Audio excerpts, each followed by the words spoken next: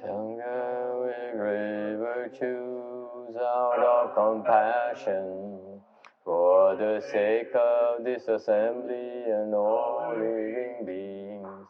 Please turn the wonderful Dharma will to teach us how to leave suffering, attain bliss and birth and death, and quickly realize non-birth.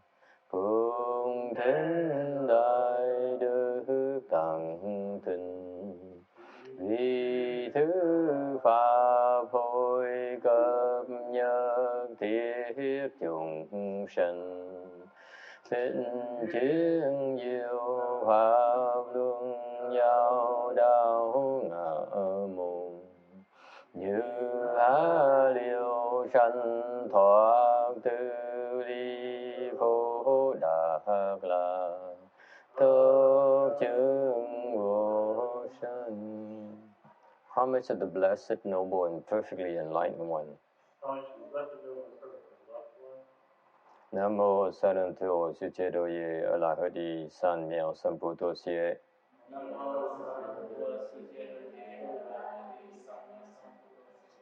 Nam mô Ta Tát Tha Tô Ya Đa Ya A La Ha Đế Tam Miệu Tam Bồ Đà Tọa.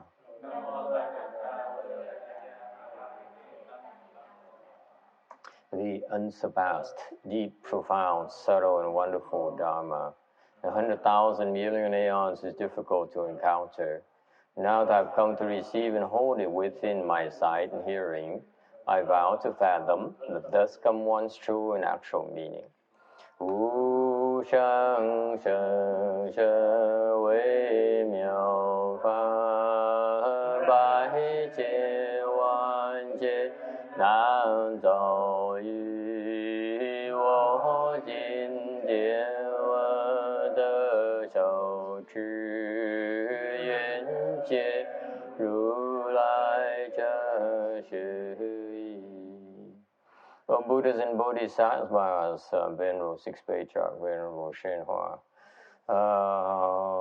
Venerable Sangha, and all good advisors of Mitofo.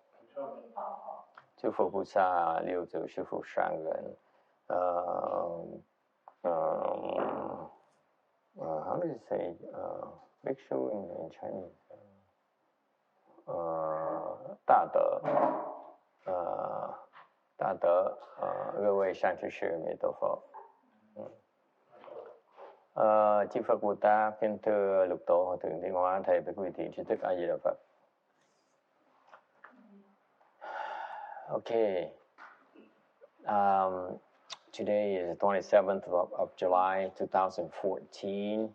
We've gathered in Rosemead, California to continue our discussion of the Vajra Sutra. We're nearing the end of it, and has been a very, very long 3 years of explaining the sutra here. And I commend many of you to attend this lecture very regularly, because as you know by now, there are very few places who would lecture this sutra, because it's very difficult to explain, even though it's wildly popular. Even the externalists would get the sutra and try to decipher its meaning.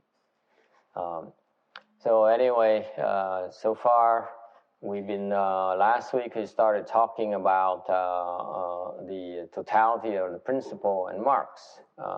The sutra, just a reminder, the text is talking about the totality of marks. The text says, Subhuti, the totality of marks cannot be spoken of, but the people of common sort greedily attached to it. So what we are in the midst of is the Buddha trying to demonstrate to us the fallacy, the illusion that we are all under. When he talks about totality of marks, as a reminder, totality of marks is referred to the concept of dust mode. Thì giảng lại cái phần này. Đức Phật đang dùng cái ví dụ của cái để mà cái nhất hợp tướng để giảng nghĩa về cái sự mê muội của cái tinh thần của chúng sanh. Okay. The concept of dust mode, which is a dust particle near emptiness. Okay. Mình nói về cái vi trần là một cái hạt bụi, nó gần như là nhỏ đến độ nó gần bằng hư không rồi. Okay. It's the last visible dust particle you can see. Okay. You can observe, and it's the next step would be emptiness. Okay.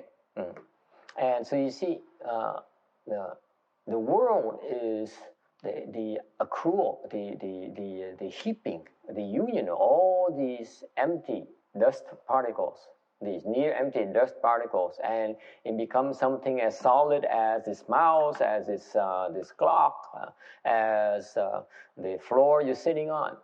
Okay. Thì quý vị thấy không, cái vi trần là cái mà nó gần như là hư không rồi, mà tất cả mọi vạn vật trong thế gian này là nó là cái sự gom góp của những vật nó nhỏ nhỏ như vậy. Okay. So to us regular people, so the amalgamation, the accumulation is called the totality of mark. That's what it refers to. When I read the sutra years ago, okay, 15 years ago, 20 years ago, I didn't know what it meant by totality of mark. All it means that you put, you know, the union of all these things, the accrual, the amalgamation of all these things that form an item, a thing in our mind. That's what totality of marks means. Is it clear?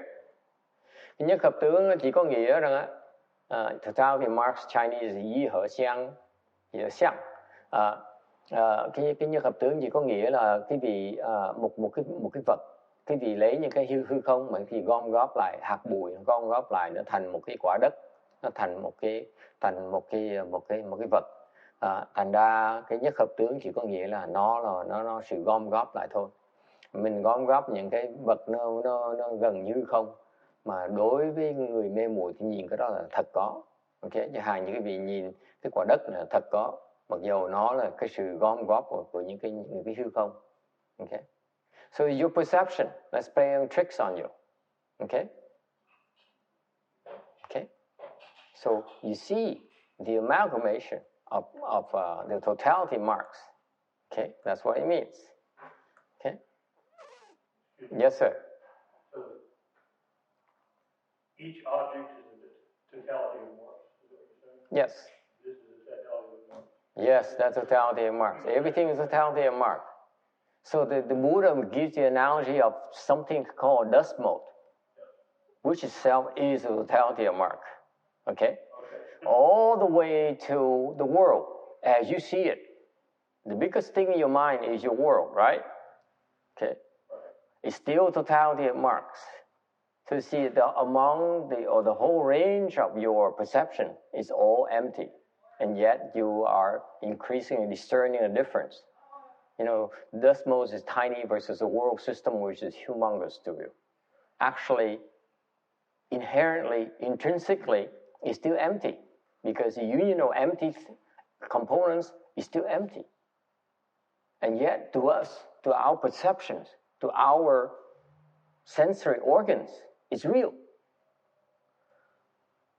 This is what makes Buddhism so difficult to teach you, because you won't believe us. When we tell you that the world as you see is actually empty, you don't believe us. You say, you must be nuts. I see it, therefore I believe. Okay. Cái nhật hợp tướng là cho quý vị thấy là cái sự gom góp của những cái hư không nó vẫn là hư không, mà mặc dù cái óc của mình á, cái nhãn quan của mình á, cái lục căn của mình á, nó coi đó là thật. Thì mình thấy cái vi trần mình thấy được, mình coi nó là thật.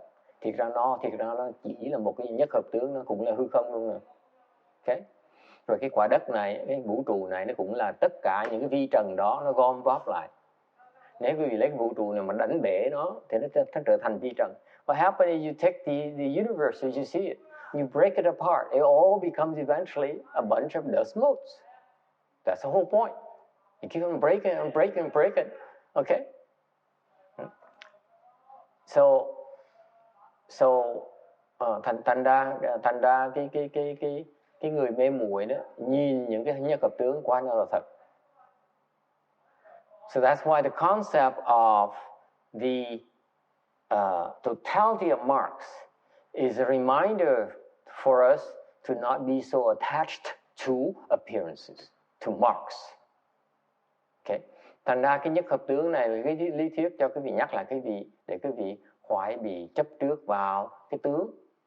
Mình nhìn, tại mình nhìn là mình thấy được là mình tưởng nó là có thật. Mình đụng nó được mình tưởng nó là có thật. Okay? So far so good. It may be difficult to understand for you right now. Okay, I know that for the majority of you, you will not be able to understand what this thing is.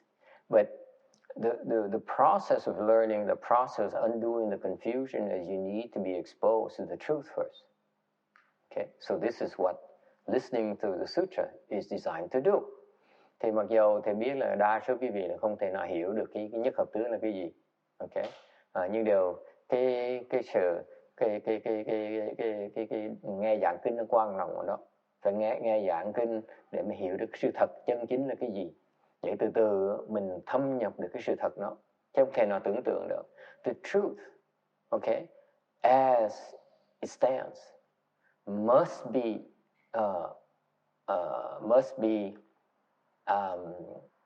understood by you, not by your mind, but experienced by you. So the Buddhism is a word for it, realized by you, certified by you. Okay? It's not understood. You understand. It's you're still using your reasoning, your thinking mind to understand it. In Buddhism, we tell you the concept, the principles, and the more you ponder about, the more you practice. Okay, one day you will be able to awaken to it, to certify to it, to realize it. That's what makes Buddhism very, very profound for the reason. Những Phật giáo mình đó, là dạy quý vị là phải nói quý vị cái chân lý trước. Mặc dù quý vị không hiểu được, mình phải nói chân lý để mà nghe, chịu khó nghe. Rồi tu từ từ đó, ngồi nghe giảng kinh tiếp, ngồi luyện thiền, niệm Phật tiếp, từ từ đó, qua Tây Phương Cực Lạc, ok, hoặc là đi Tây Phương Cực Lạc. Thì từ từ quý vị sẽ thấm nhập được cái giáo lý đó, và quý vị thiệt sự là chứng đó, quý vị trở thành chứng được, quý vị có thể đắc được cái lời dạy, cái chân lý của Đức Phật dạy. Okay? Thành cái nghe nó quan trọng. So what I'm trying to tell you is that you need to listen to the proper principles. Okay?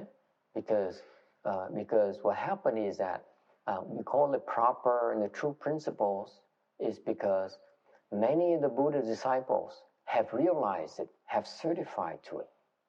Okay? Cái chân lý là cái mà những người đệ tử của Phật đã từng chứng đắc rồi. So many of them have certified to it already.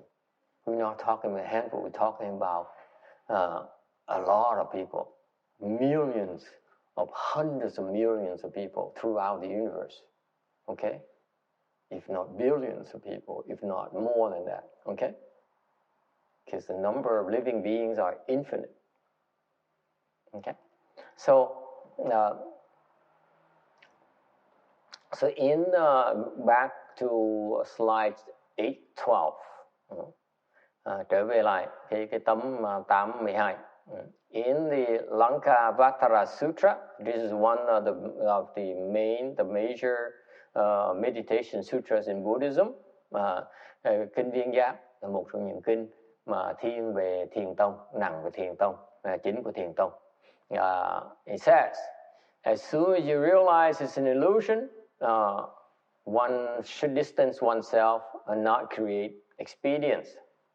Distancing from the illusory, then one can awaken, and therefore there is no gradual.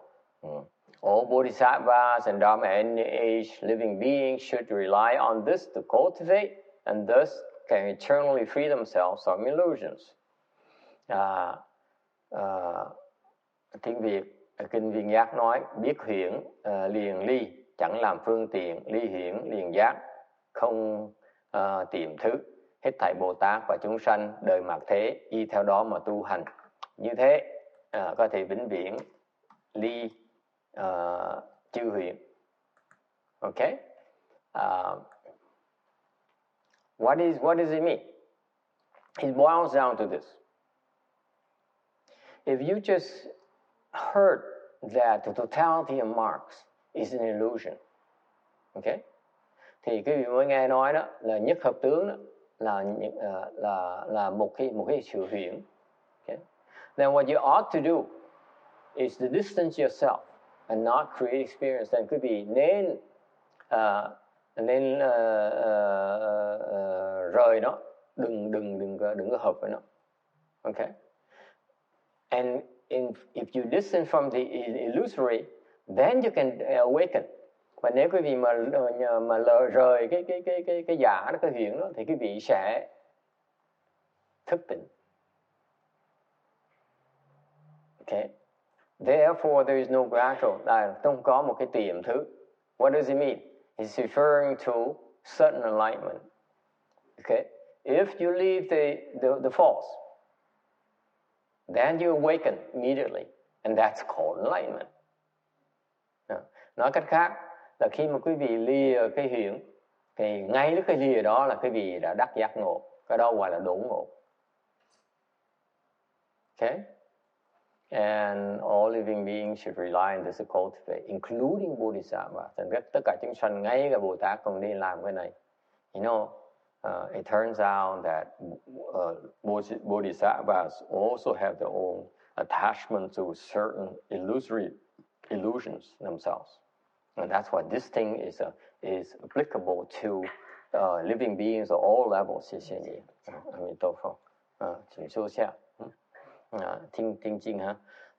Okay. Any questions about this? Tất cả chúng sanh, ngay Bồ Tát nữa, cũng có những cái sự mê muội mà họ phải cần biết, nhận thức ra để mà lìa những cái mê muội đó thì mới có thể đắc được cái giác ngộ. Any questions about this? See, it's so simple. That's all you have to do. Very simple. What does distancing means? Lìa nghĩa là sao? Yes? What does distancing mean to you? Pull away from. Okay? What else? That's distancing. The key here is in order to awaken, you need to distance yourself. Right? Cái câu này, cái phần này rất quan trọng. Kinh dạy, quý vị muốn đắc giác ngộ, quý vị phải lìa nó. So what does distancing mean? Does it mean jhana? Does it mean living the home life and shaving your head? Then you have no chance, my dear. Why should I be so attached to appearances? Touché. Okay? Thầy hỏi cô Đại Hàn là cô nghĩ là lìa có nghĩa là phải cạo đầu xuất gia, là không có đâu. Tại sao thầy cứ chấp vào cái tướng người xuất gia dữ vậy? Pháp người xuất gia vậy? Okay, Khoa agrees wholeheartedly. Of course, text too. You guys don't understand what it means. So what does the distancing mean? What does distancing mean? Separate. It's the Chinese saying. I don't know how the exact Chinese, I forgot. You know, maybe I ate too much today for lunch. But it says, you know, in front of you is the sea of suffering. If you turn your head, is land, meaning enlightenment. Land represents enlightenment. Okay?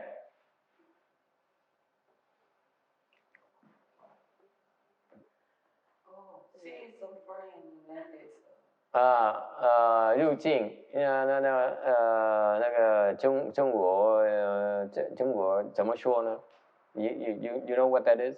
The saying? 前面是苦海，苦海无边，回头是岸。Okay. 对不对? So actually, the actual Chinese, because I didn't remember, I just added it 5 minutes ago. So after a heavy lunch, you can't trust my judgment. I'm confused like heck. So my memory is playing tricks on me. But it says, the sea of suffering is endless, is boundless. Meaning that you look in front of you, it's all suffering. Does it ring a bell? Huh? You see how much suffering there is? Huh?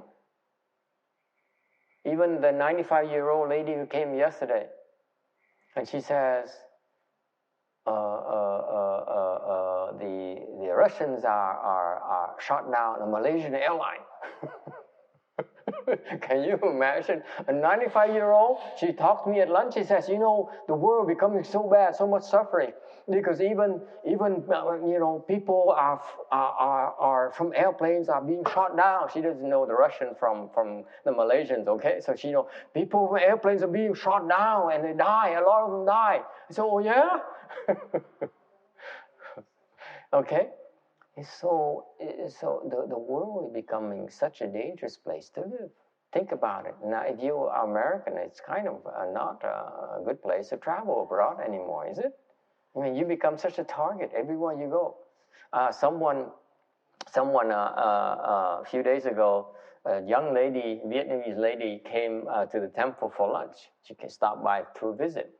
She's getting married to a Caucasian. Her fiancé is Caucasian. And she was considering honeymooning in Bali. Okay, she said because it's gorgeous there, and so I said, are you sure that it's a good place to travel? Because I heard like Indonesia they don't like white people. Okay, and the terrorists really target the white people, the Caucasians. And she said, oh no, we're going to go to a place where it's only expatriates. We don't allow Indonesians in. I'm kidding. Okay, that's the only safe place left, really.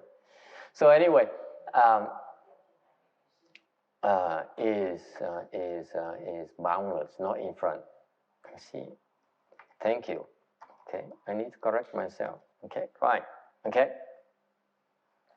So, whatever you see is so much suffering. That's what the message is. It seems to resonate with most people here today, right? Open your eyes, you listen to the news, you watch the television, TV. It's also always bad news, something bad happening around the world or locally. Okay, but all you have to do is look around.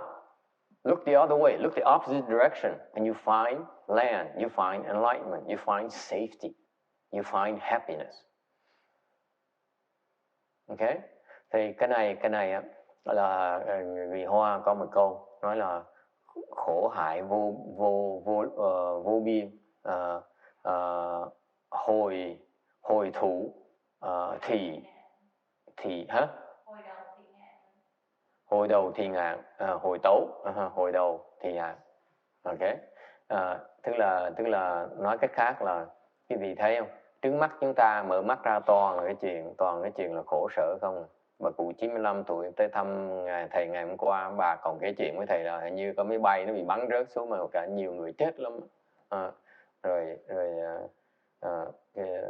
Cái thế giới toàn nó gần toàn thấy sự đau khổ và chuyện chết chóc không à. Bệnh hoạn không, khổ, nhiều người khổ nó vô lượng vô biên. Và nói rằng chỉ quay cái đầu lại thôi thì thấy được cái bờ, okay, cái bờ giác đó. Okay. Land, here's a land that symbolizes enlightenment. Cái bờ là cái bờ của giác ngộ. Okay, tức là cái sự giải thoát đó. Okay. And so what does distance mean?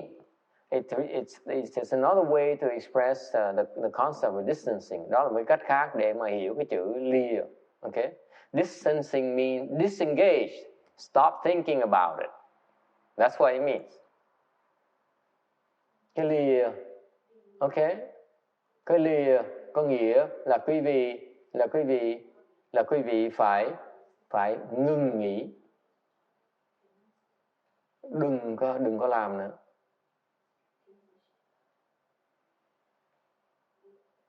Questions? Ai thắc mắc gì không?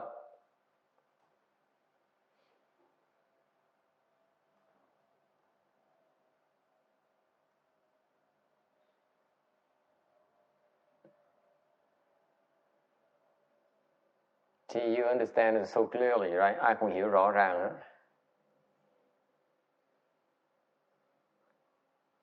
Well, just remember this, and when the time comes, I explain to you again after I beat up on your head, knock your head a few times. Chỉ cần nhớ cái này thôi, bữa nào mà cần thầy sẽ gõ đầu thầy là gõ đầu quý vị lại một vài lần nữa cho quý vị để mà nhớ. Disengage, stop thinking about it. Có nghĩa quý vị phải ngừng làm, đừng có suy nghĩ nữa, đừng nghĩ tới nó nữa. For example, what does it mean?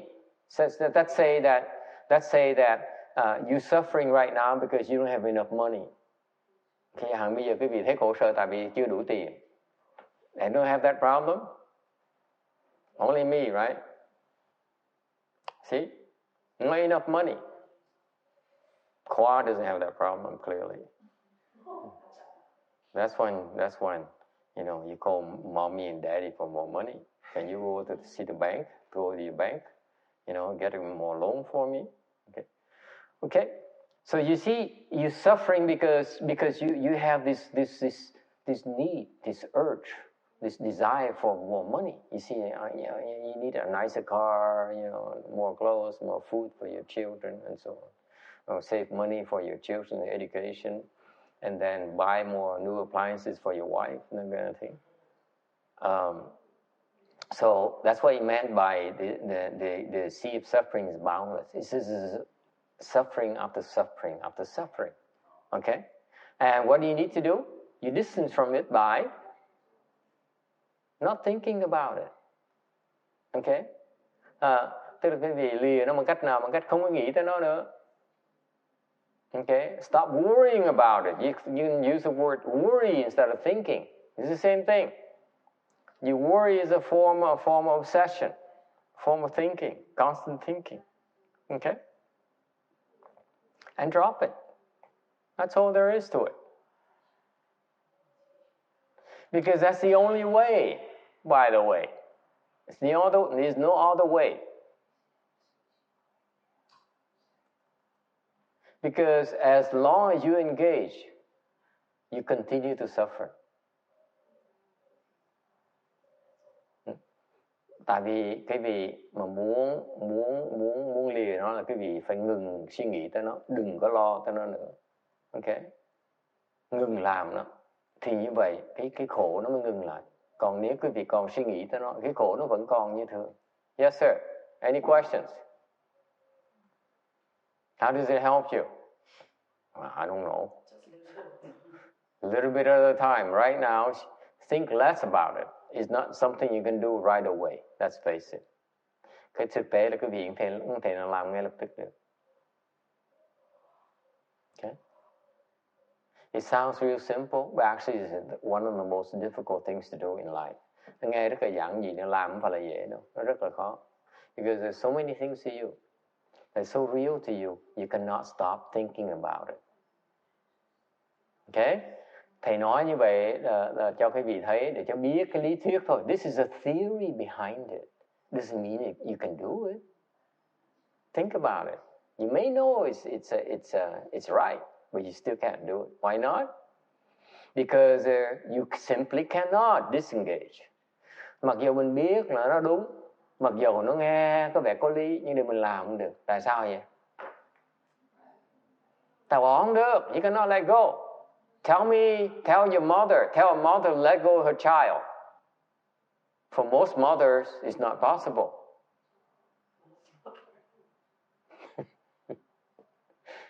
Yes?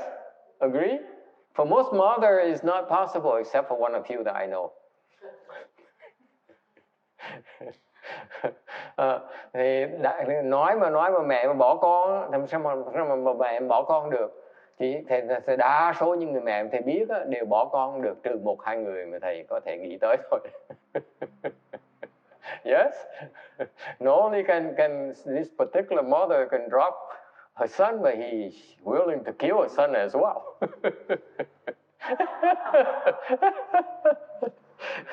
That's the exception, okay? But always exception.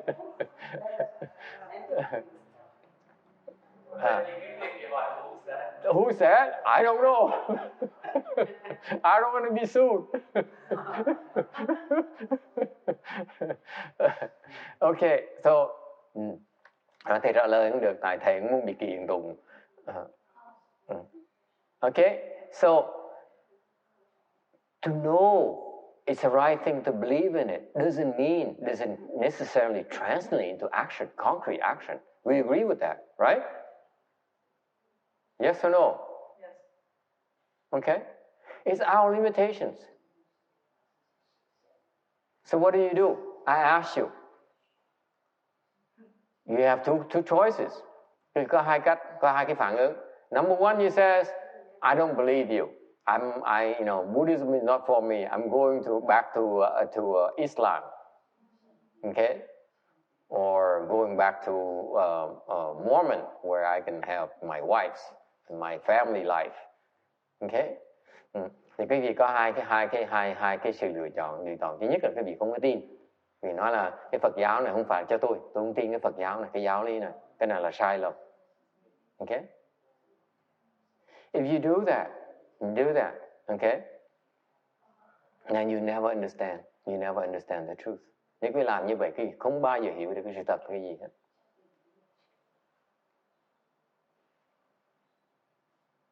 Okay? You don't have a chance. Okay? The better choice would be to say, okay, I don't understand it right now. Okay?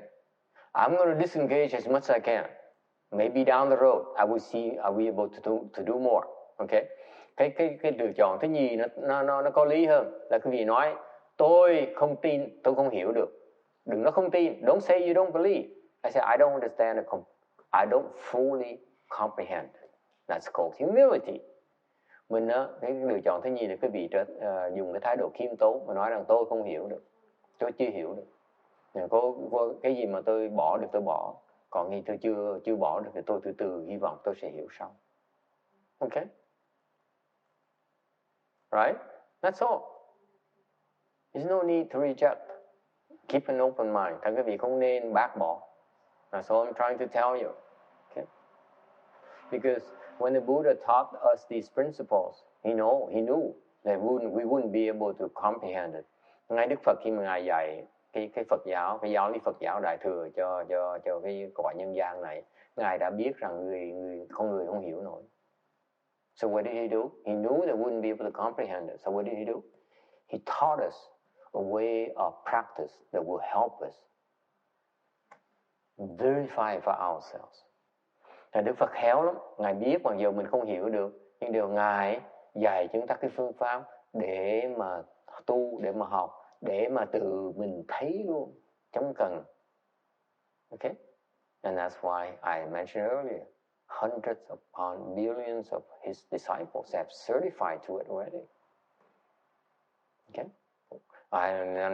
Never mind about big numbers. I know my master did. I know many of his disciples did as well. Okay. Thành ra hồi nãy thầy nói đó, rất nhiều người trong cái vũ trụ này đã chứng được cái giáo lý này rồi. Mình không phải là người đầu tiên, quý vị sẽ không phải là người đầu tiên. You will not be the first one. Okay. Như là ông thầy của thầy Ngài Tiên Hóa đã chứng rồi, và nhiều đệ tử của Ngài Tiên Hóa đã chứng rồi. Rất nhiều đệ tử Ngài Tiên Hóa đã chứng. So far so good. Có vấn đề mà? Có ai có câu hỏi gì không? Any questions?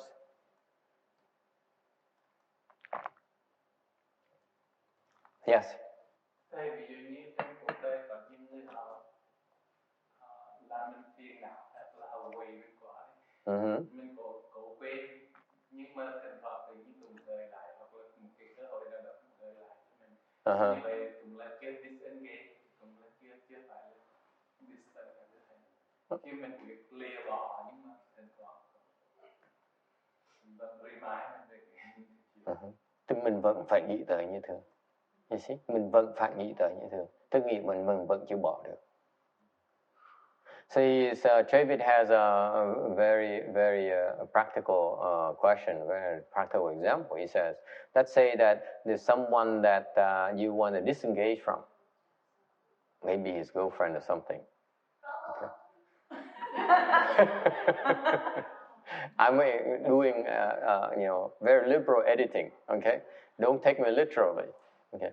I'm trying to wake people up because I know after a good meal on Sunday afternoon lecture, I know people who doze off on me. That's why I need to liven it up my lectures a little bit. So he says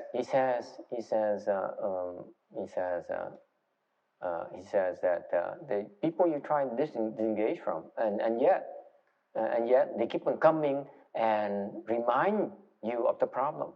They still remind you they're still there. Okay. So nothing like a jilted lover. Let me tell you. Những cái người mà bị bác bỏ, người ta bị từ bỏ, người bị yêu thương, bị bình thương, bị từ bỏ là mấy người đó là thù dễ sợ. Those if you reject people in love, I mean they don't disappear easily. Okay. Anyway, so you cannot disengage. Okay. Tức mình không bỏ được. Why is that? What's it called? Có được gọi là cái gì? Karmic obstruction. Karmic obstruction, bị chướng ngại. Yes. Nghiệp chướng. What else? What kind of karmic obstruction?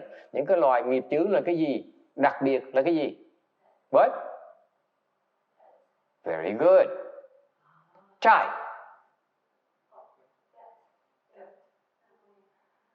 Did you death or death? Death? Death. Sự quán hả?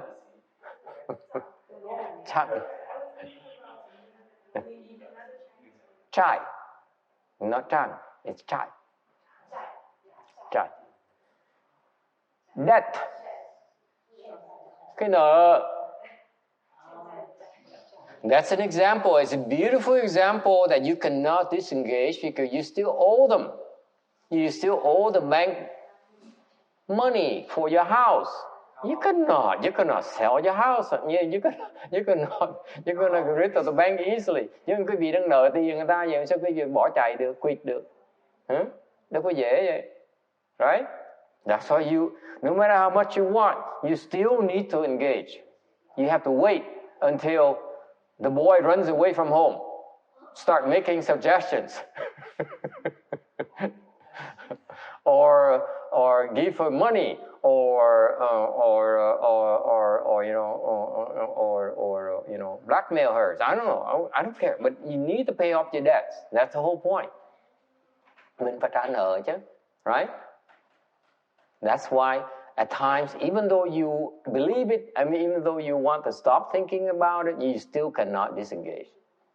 Okay? Thành cho quý vị thấy một cái ví dụ cho thấy rằng mặc dù mình biết, mình hiểu, nhưng điều mình vẫn làm không được như thường. You know the sad thing about it is that it takes many lifetimes, even sometimes to pay off the debts. Nhiều khi cái sự thật là như vậy nè, nhiều khi phải cần nhiều kiếp mới trả xong cái nợ đó nữa. Yeah, that's right. In particular, what kind of debts will require many lifetimes to even to pay it back? Killing karmas would usually require you many lifetimes to pay it off. Nhất là cái loại nghiệp, cái loại nợ mà nó thường nó cần nhiều kiếp trả mới xong là cái nợ sát sinh. Kim Điện has a problem immediately. She's thinking of a counter-example which she can't.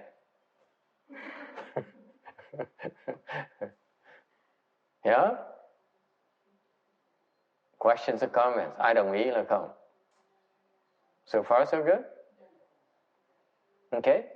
And the main thing here, what you don't realize is that thinking about it makes it become real to you. The more you think about it, the more real it becomes. The more you scheme,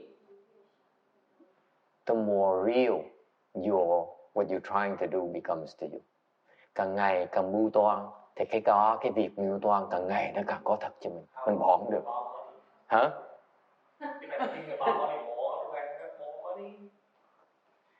Possibly, yeah.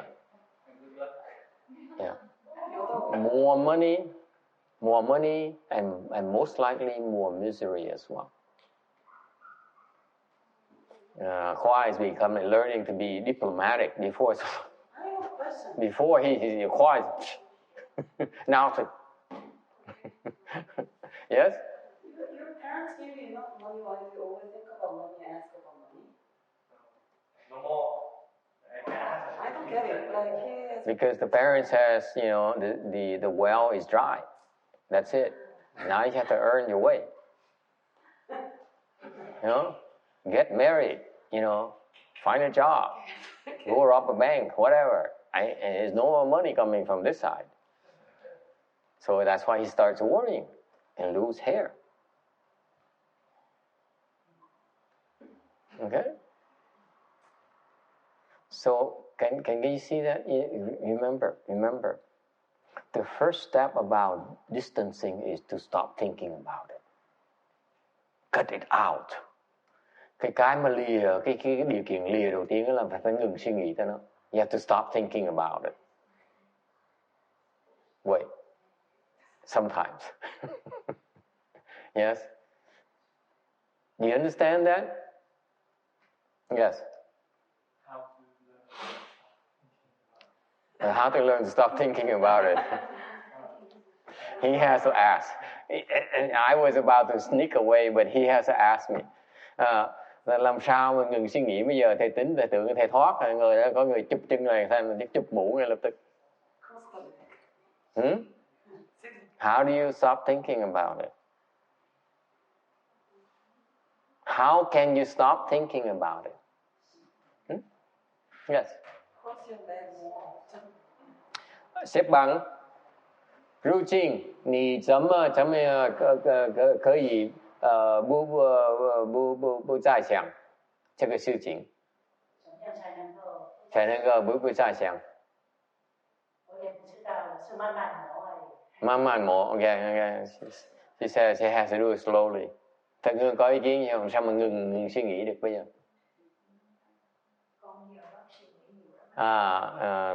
She says, I asked Thân Hương, how do you stop thinking? She says, I think a lot about it, so don't ask me.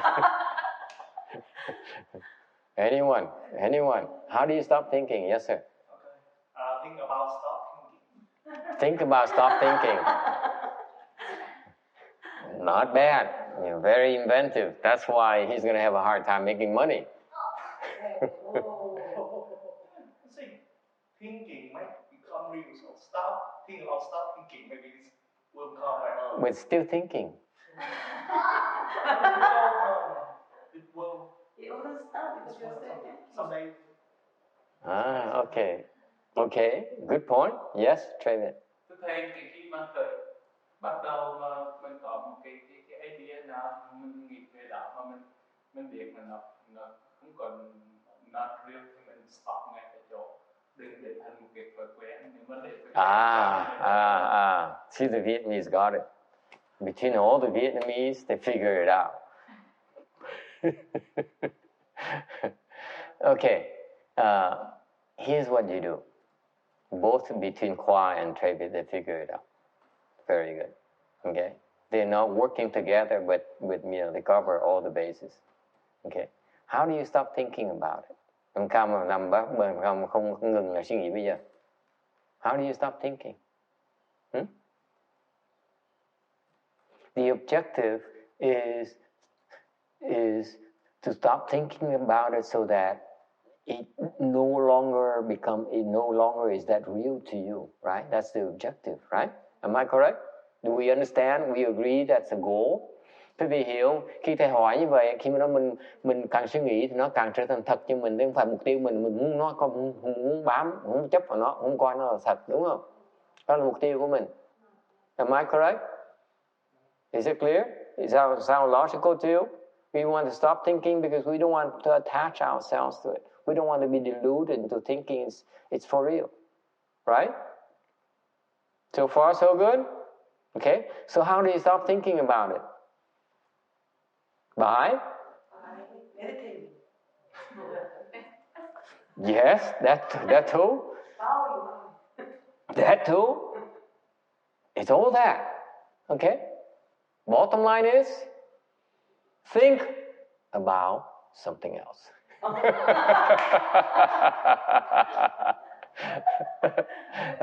Cuối cùng là quý vị nghĩ tới cái chuyện khác. Okay? Go do something else. Đi làm cái chuyện khác. Not thinking about something else, but do something else. It's about not thinking, it's about doing. Go do something else. Okay? Does it make sense? It's that simple. Nó giản dị như vậy đó. Quý vị chỉ cần đi làm cái chuyện khác thôi là không nghĩ tới nó này. Why? Because when you do something else, what happens to your head? It's thinking of something else. Isn't that clever? I know no Chan teacher will teach you this. There's no meditation teacher will teach you this because they don't understand yet. In order to stop thinking, you have to do something else. That's all. Get up. Don't sit there and think. Get up. Go exercise. Go play tennis. Call your friend. Okay? Go sweet talk to your girlfriend. Okay? Do something else. Mình làm cái chuyện khác. Yes. Mình làm chuyện khác thì tự động. Mình làm chuyện khác thì tự động cái tâm mình lại không nghĩ chuyện đó mà nghĩ chuyện khác giống như hết. Yes. The Chinese have a problem. They don't understand yet. 老师，如果说我们暂时呢想别的事情的时候，暂时来代替而已，那么等一下这个问题完了，它又来了，它不是长久的问题。对，the Chinese they still don't understand. They say that they have an objection. I want to move on to this. I mean, this is boring to me, but it's big to you, but it's boring to me. This is, Anyway, the Chinese, they complain. They said, okay, so we do something else, therefore we take our minds off that and we think of something else, we do something else. Okay, but it's only temporary. It's going to come back. Right? It sounds like it's from personal experience. Người Tàu người than phiền, nó nói là thầy nói có vẻ có lý lắm. Tại vì mình chỉ cần đi làm cái chuyện khác thì tự động cái tâm mình sẽ để vào cái chỗ khác, đúng không? Thì là có lý. Nhưng điều họ nói là cái vấn đề họ thấy cái đó chỉ là tạm thời thôi. Thì nó cái đó hình như là có kinh nghiệm rất là thâm sâu về cái chuyện này. Yes. I think it makes sense because I used to worry so much about money. Mm-hmm. Because when I started business, I didn't have money at all, so I worried so hard. Mm-hmm. I lay down, I go to sleep, and I keep worrying throughout my sleep. Like I calculate things, and how do I deposit the things while I'm sleeping. Mm-hmm. And then when I got so busy, I keep working, and I can't think about it because I'm so busy. Right. And then I felt more peaceful. Yeah. And then I realized, oh, it's cool. But it comes back. But it came back. Right? No, but if you work hard long enough, you're too busy, and then you understand, you realize this is just work, it's not real. Learn through the experience. So I still worry, but not as much. Very good. Cô lúc trước cô nghèo với sợ, cô cần tiền với sợ, thành cô lo làm sao làm tiền. Làm tiền đến cái độ lo ngày lo đêm mê nằm ngủ mà vẫn còn lo đang tính toán làm tiền nữa. Cái từ từ cô bận quá, cô bắt đầu làm việc thì cô mới không có nghĩ tới nhiều tiền. Cái từ từ không lo nữa. Okay. Very good point. You know what she just said? You have to disengage before you have a chance. If you don't disengage, you don't stop thinking about it, you are trapped, my friends. Huh? That's what the Chinese, they don't understand the theory. They see it's a theory, but actually it's practice because they haven't done it yet.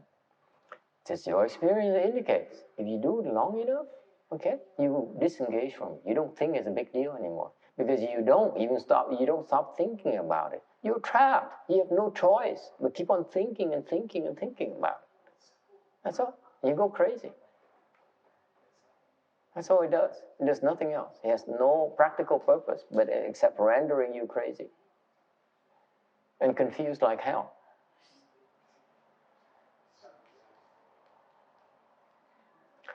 How many people you think know of the importance of such a thing as disengaging by doing?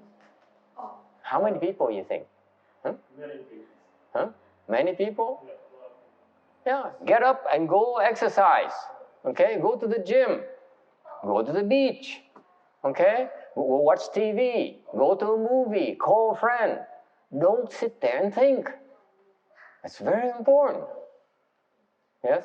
Another good example is when a husband cheats and wife can divorce.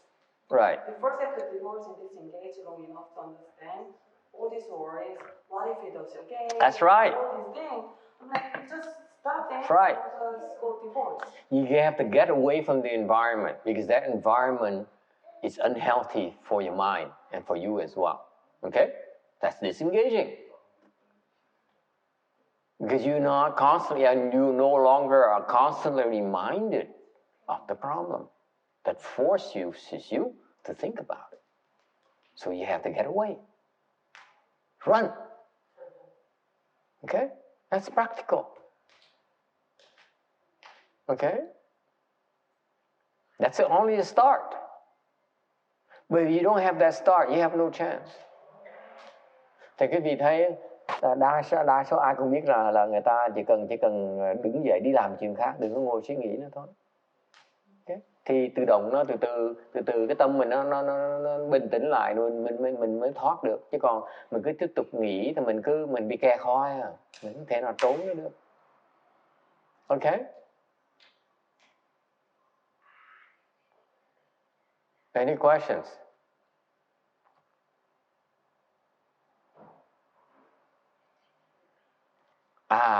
But the Chinese still right. They're still not happy. I can tell from her face. Người Tàu vẫn không có thán phục, không phục. Cái mặt cúi gầm xuống. You know when the Chinese are unhappy, they go like this. Người Tàu mà khi mà ta không đồng ý là cứ gục cái đầu xuống. Đối với tôi. 老师问题有很多的很多问题，而且呢一层一层，如果方便的、容易的，你就是放下。对。在最后的没办法。She says, in theory, yeah, you can do something, but eventually she still get rid of it. Okay? Right? Okay. I hear you. I have a lot of sympathy for you. You poor suffering woman. Miserable woman. Cái bà này đau khổ, thấy một người nghe cái lòng nó xót xa. Nó khổ quá đi, mà thoát không được.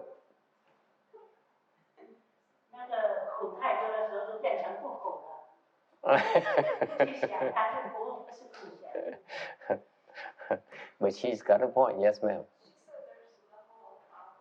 Yes.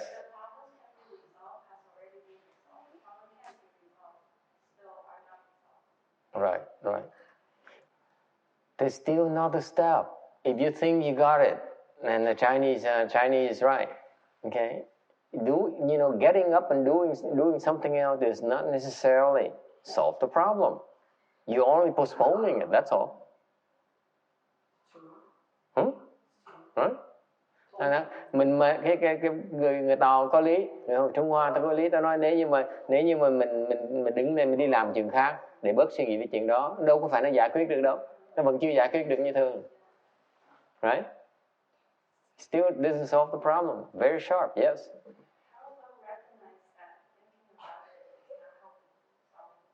That's the first thing. It's fundamental to problem resolution. It's fundamental. You have to recognize that the more you think about it, the more confused you become. That's all it does to you. Quý vị phải tập cái thói hiểu rằng cái này rất là quan trọng khi mà giải quyết vấn đề mà quan trọng nhất trong cuộc đời quý vị.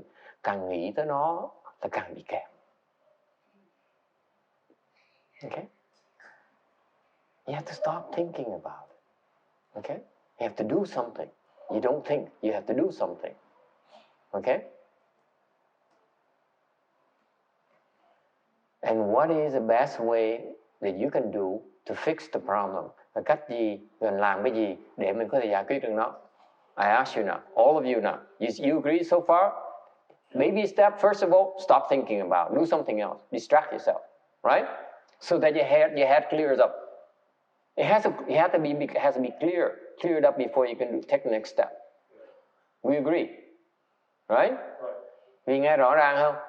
Cái bước đầu tiên là mình phải bớt suy nghĩ đó. Tại vì mình bớt suy nghĩ thì cái đầu mình mới bắt đầu nó sáng lại. Rồi mình có thể làm cái bước thứ nhì. What is the next step? Yes. Comment as teacher. Excellent. Okay. As teacher. Comment as teacher. Yeah. Then next, go get advice.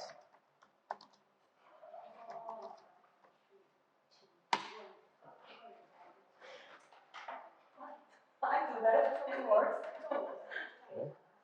Yeah. Because if you have a good advisor, like a shrink or a good doctor or something, they are in a better position. They're experts. They can help solve the problems. Don't think so highly of yourself. You think you can solve all the problems? You're nuts. You cannot solve all your problems. You need to seek help. You need to get help. Okay? Don't be so proud. There's no need to be so proud. The wise people are constantly asking for advices.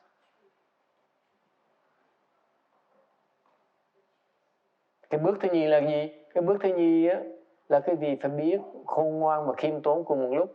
Tại sao? Là bước thứ nhì quý vị đi tìm cái thiền tri thức, tìm cái người mà có thể giúp quý vị giải quyết được.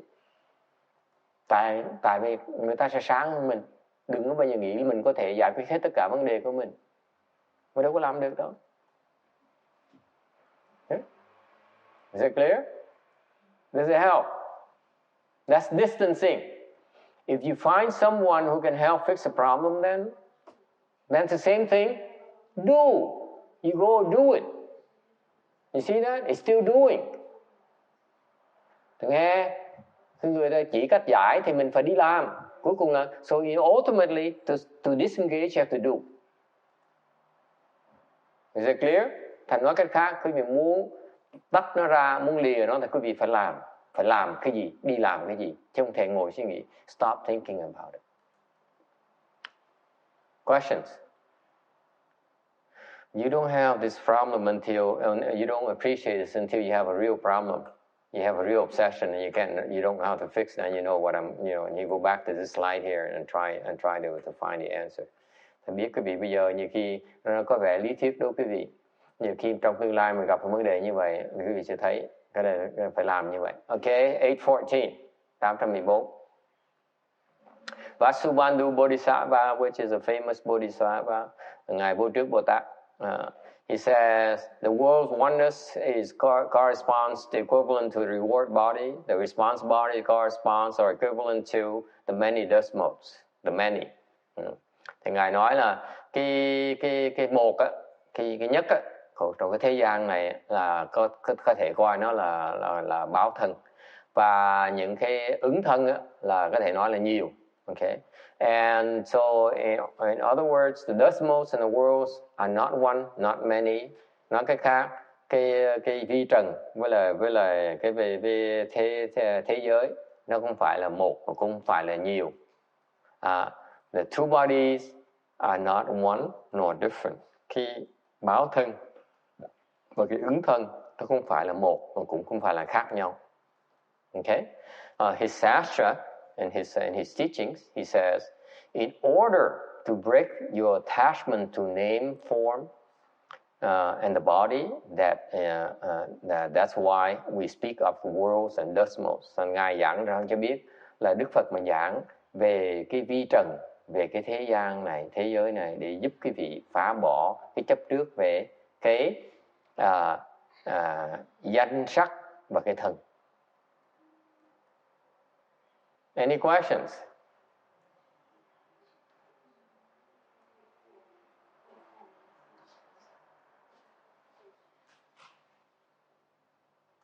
What is it? What is name and form?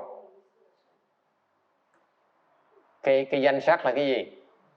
名色是什么? Hả? 名色是什么?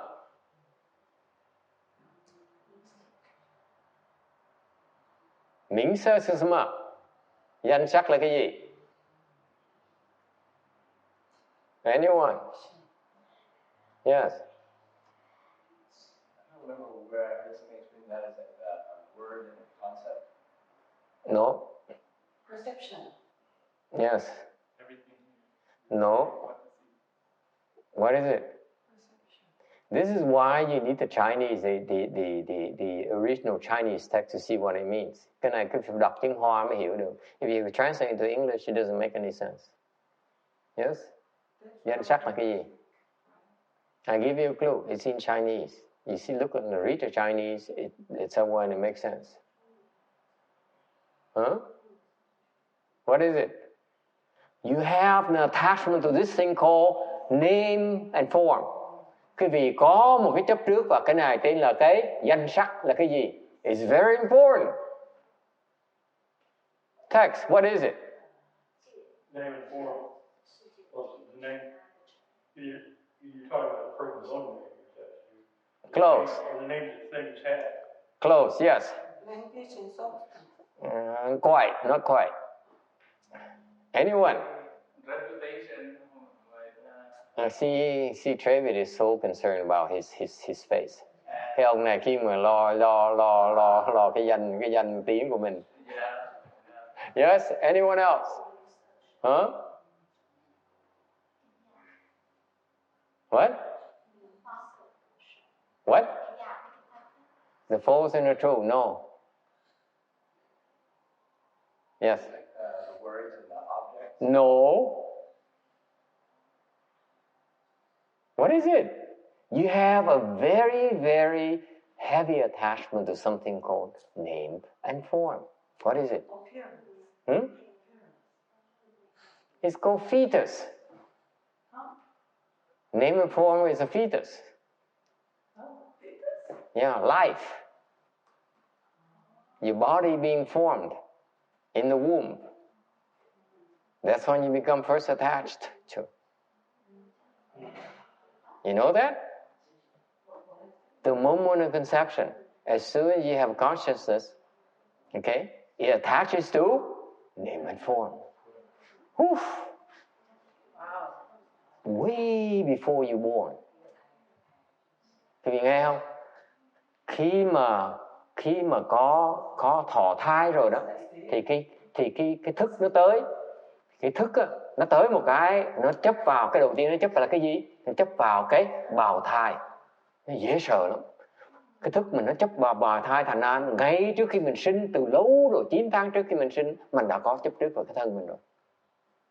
So what happened is that 9 months way before you were born, you breathe, you burst your first gasp of air, you attach to your body already. Whew. Isn't it beautiful? Only the Buddha can see that. Đức Phật mới thấy được cái này thôi. I don't see it. Think about it. Because that's why we are so attached to our body. Bởi vì chúng ta chấp trước cái thân dễ sợ luôn. Am I correct? You agree with that text or you disagree? That's right. Yeah. Yes, sir. So the name refers just to like your names. Consciousness. Yes, in the 12 links. First consciousness comes, and then name and form, which is the fetus being formed. His name is like the notion that you have a form which has a name, like in the wrong sense. Like Form meaning is there's a body. It's no longer consciousness, but actually there's tissues that you can assign a name to. My son, my child. khi mà cái thức nó tới, ok, khi mà cái việc thọ sinh cái thức nó tới, thì sau cái thức á là bắt đầu cái bào mấy cái tế bào nó bắt đầu nó lập thành, thì cái đó là có một cái tế bào, và lúc đó cha mẹ cái vị nói cái vị đây là con của tôi, nó có danh, hiểu chưa? Cái sắc á, là cái tế bào. So form is your cells, okay? Your cells, your atoms, and the name is what your father, your parents call you as their child. That's why they call name and form, bởi vì mới gọi là danh sắc. Yes. It includes animals and plants and all life forms, right? I'm only referring to us. Okay? I'm talking about human beings' attachment. I can't care less about plants right now. I'm interested in breaking your attachment. Your attachment. Don't bring up plants. Animals, well, no comment about animals, unless I would go out on a limb and expose myself unnecessarily, especially to feminists like Vicky here in the audience. I'm very cautious. Yes? Is there a body that form and then the consciousness later? No, the consciousness become way before that. Okay? Questions?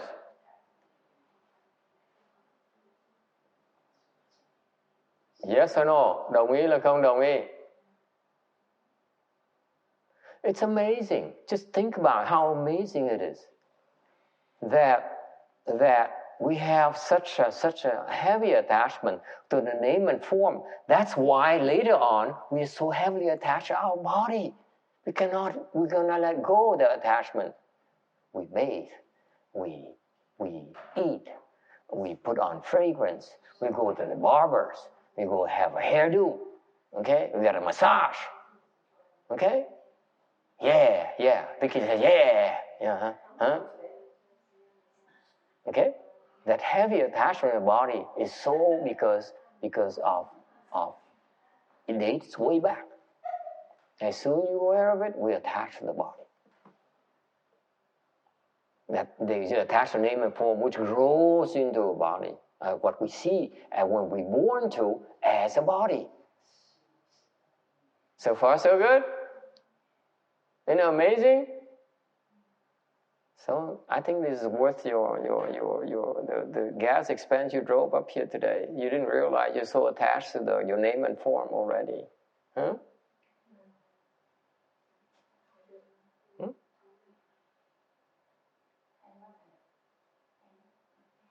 Yes?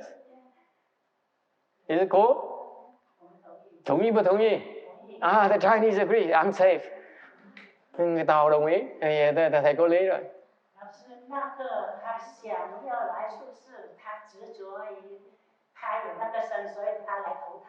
那么在12亿人里面，他就有胎，胎的时候就变成了以后的怎么受啊、想啊、行啊，对12亿人就连出来了。对。就有那个六根生出6层，有18界，就生出6世。6根6层6世变成18界，所以要那个。对。It's all very confusing. It starts right there. As soon as you attach to the name and form, the confusion only builds up and keeps on building up. Isn't it amazing? That's why the nature of our confusion is so many layered, so that is very difficult to undo. Thành cái vị thấy mình đã kẹt từ khi mà có cái thức một cái là mình chấp vào cái danh sắc ngay lập tức, rồi từ từ mình chấp vào cái lục nhập, sau mình chấp vào cái thân. Khi mình sinh ra mình chấp vào cái thân, thành ra cái sự chấp trước mình nó càng ngày nó càng chồng chất lên nhau. Tuyệt vời không? That takes the Buddha's wisdom to see that. We can't possibly see it ourselves. Explain to me how you go to any psychologist and psychotherapist and see if they can understand this at all. It's impossible.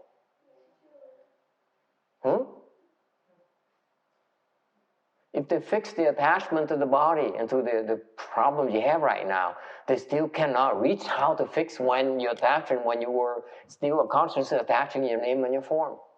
Yeah, they can't undo that. Agree with that? Yep.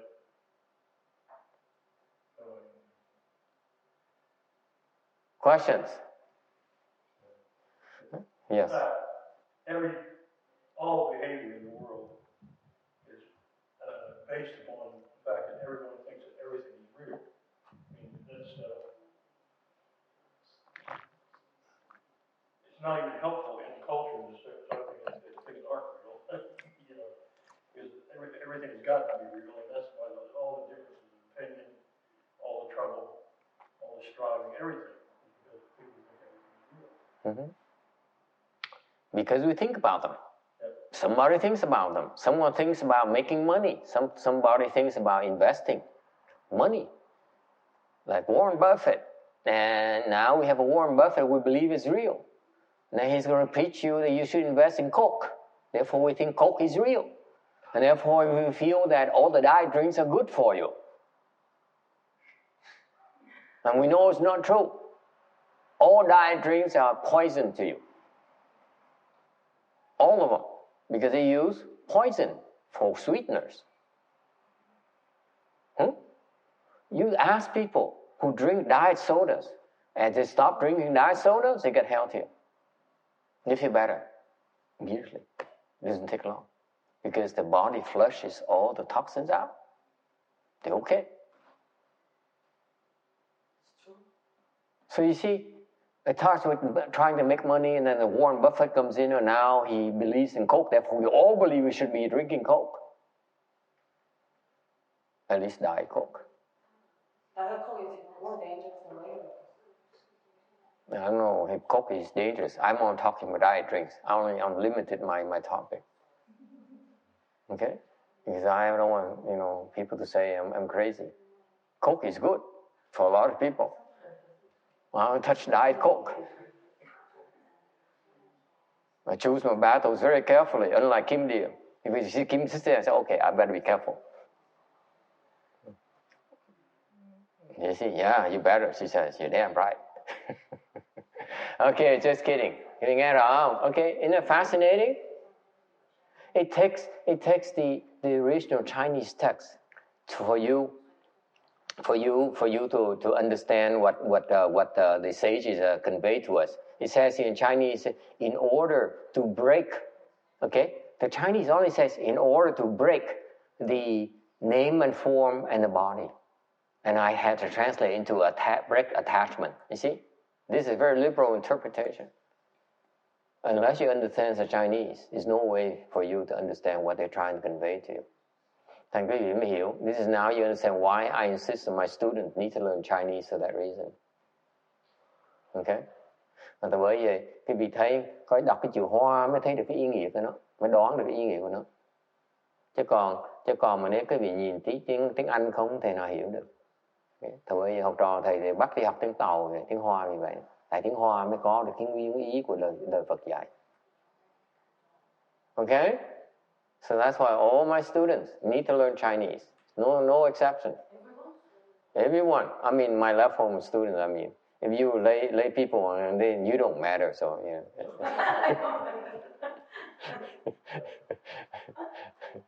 Okay, any questions? It's fascinating. It's fascinating how precise the Chinese teaching is. It's very precise. Yes, sir. So how do you go about unattaching from form and appearance? This is smart man. Excellent. I'm not sure I know the answer, but I think he figured he got me.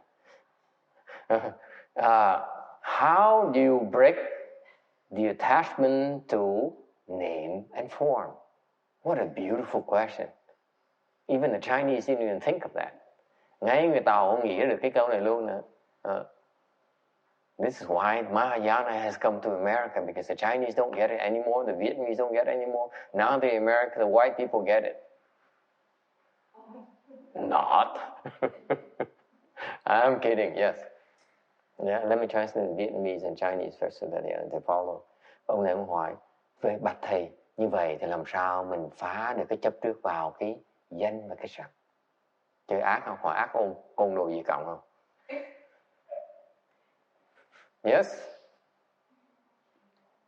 I remember you said Được không? you first detach from the most strong attachment which affects your life, strongest. Okay, don't go any further. Yes. I saw it in the book that you say ignorance, which is lust, but Medicine Sutra, woman, you say it is lust. Very good. Okay, anyone else? Any suggestions? Có người nói là theo sách thầy giảng là chỉ cần bỏ cái tham dục thôi, cái luyến ái thôi. Anyone else? You go. Yes. Consider meditation. That's along the same line. The way to break it, okay, is not to be ignorant. It's not something can be easily explained to you. The reason that you have conception is because you want sex. Your parents want sex. If your parents don't want sex, then you will not be born. Perfect, you liberated.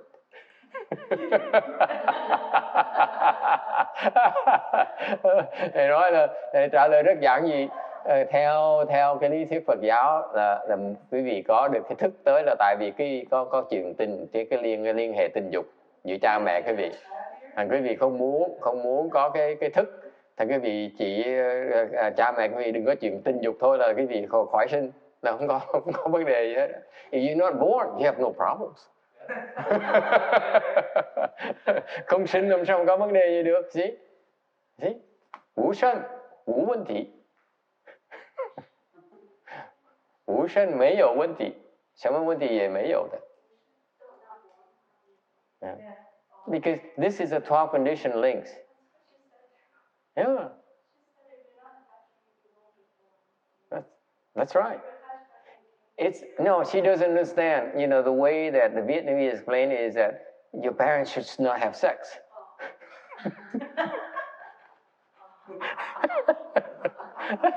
The Vietnamese, we're very brutal. We're very coarse. We hit the nail right on the head. Tell your parents not to have sex. Underage. Oh yeah, that's right. Excuse me. Texas is find it funny. Okay, is it clear? Cái chuyện người Việt Nam, tôi nói người Việt Nam mình giảng một cách trắng trợn. Đừng có nói cha mẹ mình đừng có làm chuyện tầm bậy tầm bạ, thế sao mình sinh được? Xong, giải quyết. Okay. So the bottom line is that the sexual desire arises from habit energies. Okay, and that's why the cultivation, the form of practice, like text mentioned, like meditation, will eventually help you break through that cycle of ignorance. Because because of ignorance, you want to have sex, and you give birth to your children, and then they are also inherited your ignorance. Therefore, they have sex, and they generate the next generation, next generation, and so the suffering continues from generation to generation. If you want to break it, you have to stop the sexual activity. That's it. Okay? You're sterile, and then that's it. Okay? Is it clear? Tại nào thầy nói chẳng trả lời một cách mà trắng trợn. Hải Phú Cô. The Chinese complaining, they say, telling the whole story. Yes. 请说。我说一个人呢，他前生的时候，他有修行啊，他的那个什么善根呢，他的种子在那个第8世田里边很多的。对。他有修行啊，他没有执着。那么如果他没有执着，他就不想要来投生嘛。那么如果他让2个人呢，就是父母亲来讲呢，跟他没有父母的那个缘的时候，他就不来。那你做你的事不要紧，好像那个小鸡没有那个熊的东西一样，它不会有那个小鸡的。他说大鱼纯粹是大鱼。These Chinese insist on giving me a hard time. Mấy người Tàu làm khó làm dễ thầy. 说得很对。可是我没办法翻译成英文。那如果我们修行呢，我们就不想来出世啊，不想来投胎。对对对。对对。所以要修行就是这样子。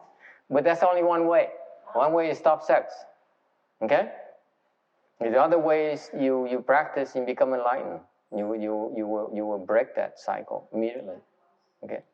So before that, you tell your parents not to have sex with yourself. You stop. You cultivate and you stop that cycle. You can free yourself this lifetime. So there is practices that help you. They're designed to help you break through that cycle yourself. You have to wait. Okay? So that's why the Chinese correct. Explained to her that I gave her only partial solution. Okay? And she helped me complete the second part. Thầy giảng gì tại người ta, cái bà người Tàu bà làm khó làm dễ thầy. Bà nói là thầy nói vậy cũng chưa đúng không? Thầy nói trướng chỗ nào? Thầy nói, I'm having a headache. These Chinese are too harsh on me. Cái người Tàu này khó quá. It's a hot day like this. First, there's an American who comes and gives me a hard time, and then the Chinese chimed in. Trước có người da trắng, đầu tiên có người da trắng hỏi khó, rồi người Tàu vô làm khó hơn nữa. Tại nó thầy nói đúng rồi.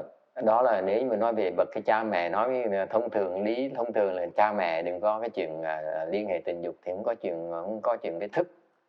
Đó, không có được nó sanh ra cái sự chấp trước vào cái danh sắc.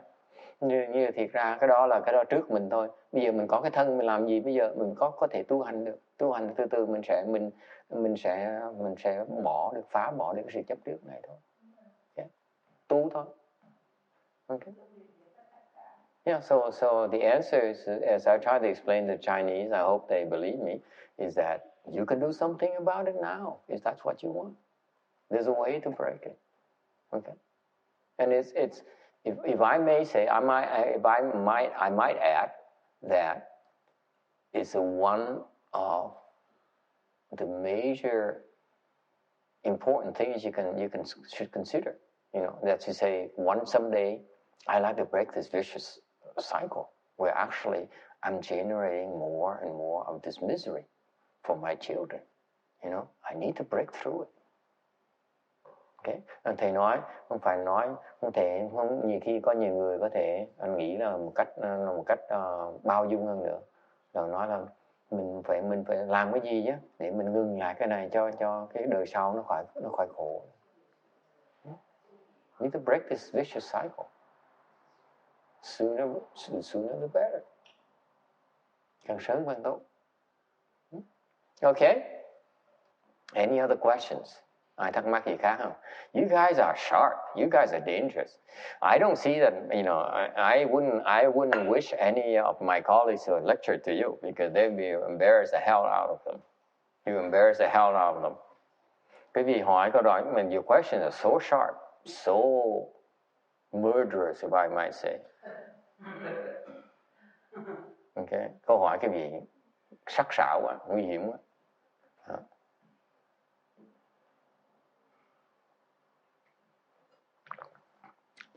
Okay, moving on. Tiếp tục. 8:15. Now moving on to the next text. Nói về cái phần kinh mới. Next section. Neither knowing nor seeing is produced. Subhuti. If someone were to say that the view of a self, the view of others, the view of living beings, and the view of life are spoken of by the Buddha. Subhuti, what do you think? Does that person understand the meaning of my teaching? Subhuti, 若人言我说我见人见众生见寿者见Subhuti, 语意云何？世人解解我所说亦不. Tu Bồ Đề, nếu có người nói Phật thuyết ngã kiến, nhân kiến, chúng sanh kiến, thọ giả kiến, Tu Bồ Đề, ý ông ra sao? Người ấy hiểu lời ta thuyết không? 818. Tấm 818. The self, the text refers to. Kinh Phật nói cái ngã kiến. They talk about a view of self. Okay? The view of self. According to the Buddha's teaching, theo cái lời Phật dạy, cái ngã là gì? The self consists of the 5 skandhas. Thì Đức Phật dạy là có năm cái bản ngã, nó có 5 cái thành phần gọi là ngũ uẩn. Okay? The 5 skandhas that the Chinese were referring to, mà cái người Hoa ngày hôm nay có nói sơ tới đó. The form skandha, the feeling skandha, the thinking skandha, the activity skandha and consciousness skandha. Là cái sắc uẩn, cái thọ uẩn, cái tưởng uẩn và cái hành uẩn và cái thức uẩn. What is a skandha? Skandha is Sanskrit for what? Uẩn là nghĩa là gì? Uẩn là tiếng Phạn, nghĩa là gì? Yes? A heap, a pile, một đống. Okay? It's a pile. Yes? I have 2 questions. Yes. What does view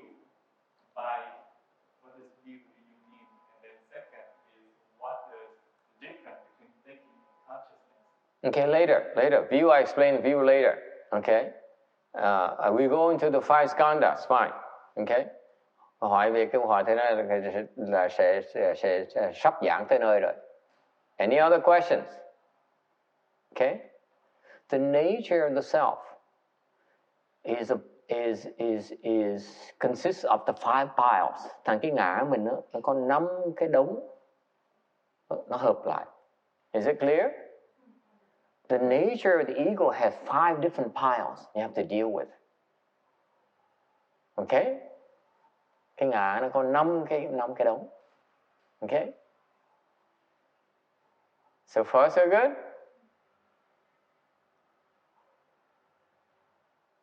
Okay? So a pile meaning it has many things that keeps on heaping up. Cái đống, một cái uẩn có nghĩa là nó càng ngày nó càng cao lên. It keeps on accumulating. It gets bigger and bigger. The pile gets bigger and bigger and bigger. Over time. Every time you're born, it gets bigger and bigger. Okay? Cái đống này càng ngày nó càng to. The longer you live, it becomes bigger. Càng ngày càng sống, nó càng to. Càng sinh càng nhiều, nó càng to ra. Càng to thì it grows bigger and bigger and bigger. So far so good? Yes? Yes. Okay. What kind of piles? Okay. Cái đống gì? Form skandha. What is the form skandha? That's the body. Sân. Cái thân mình. Huh? Okay? Yeah. That's the body. Your ego believes. In other words, whatever you call a self, the ego, or another word for the self is the ego, believes it has a body. The body is itself. In other words, okay? Cái ngã nó có một cái thân, nó nghĩ rằng cái ngã mình nó nghĩ mình có cái thân. So far so good? Any problem with that? Anyone who thinks he doesn't have a body, raise your hand.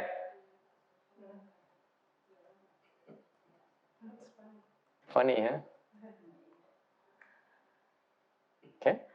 That's why you have egos. Bởi cái gì còn toàn là còn ngã không? Hey, nhìn Tân Hương, she has a big ego. Bà Tân Hương này, cái ngã bà lớn lắm. The more you believe you have a body, the bigger your ego. Nói cách khác, cái vì cần tin mình có cái thân, là cái ngã mình càng ngày nó càng lớn. Yes or no? So far so good? Feeling. I know very few people explain it this way because I get bored. I explain all kinds of things. Feeling skanda. Okay? In particular, this feeling skanda has two kinds.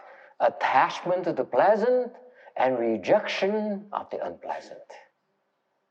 That's the nature of the ego. It seeks pleasure and it guards displeasure. It rejects displeasure. That's the nature of the ego. Cái bản ngã mình á, nó tìm cái sướng và nó từ bỏ cái không sướng, cái khổ. So far so good? Does it sound familiar? Any one of you seeks pleasure and rejects displeasure? Raise your hands. 1, 2, 3, 4, 5, 6, 7, 8. Cảnh is still asleep. Ai tìm cái sướng mà từ bỏ cái khó chịu? Cảnh sẽ I'm not buying his speech. Cái ô Cảnh của nó ông thầy, tôi nghe nhảm của rồi, tôi biết hết rồi. Yeah.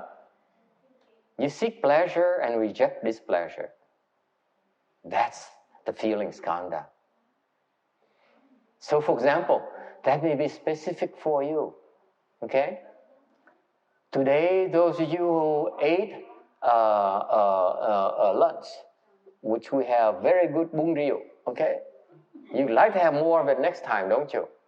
That's exactly the feeling skanda.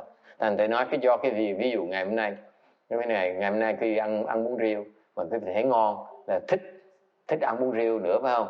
Cái đó là cái thọ uống đó, nó to thêm tí nữa, nó thêm cái nữa.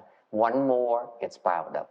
One more feeling attachment and more attachment based on feeling is piling up. Okay? Thì thấy không? Mình thích ăn bún riêu một lần nữa là cái đống của cái thọ nó thêm một cái nữa. Can you see that? Yes. So this one relates to the five senses. You perceive the sensation. Yeah, it relates to the five senses, but this is very specific. This feeling, you seek certain feelings, you reject certain feelings. That's what's called a skanda. This is the nature of the ego. Listen carefully, Strana. This is how you operate.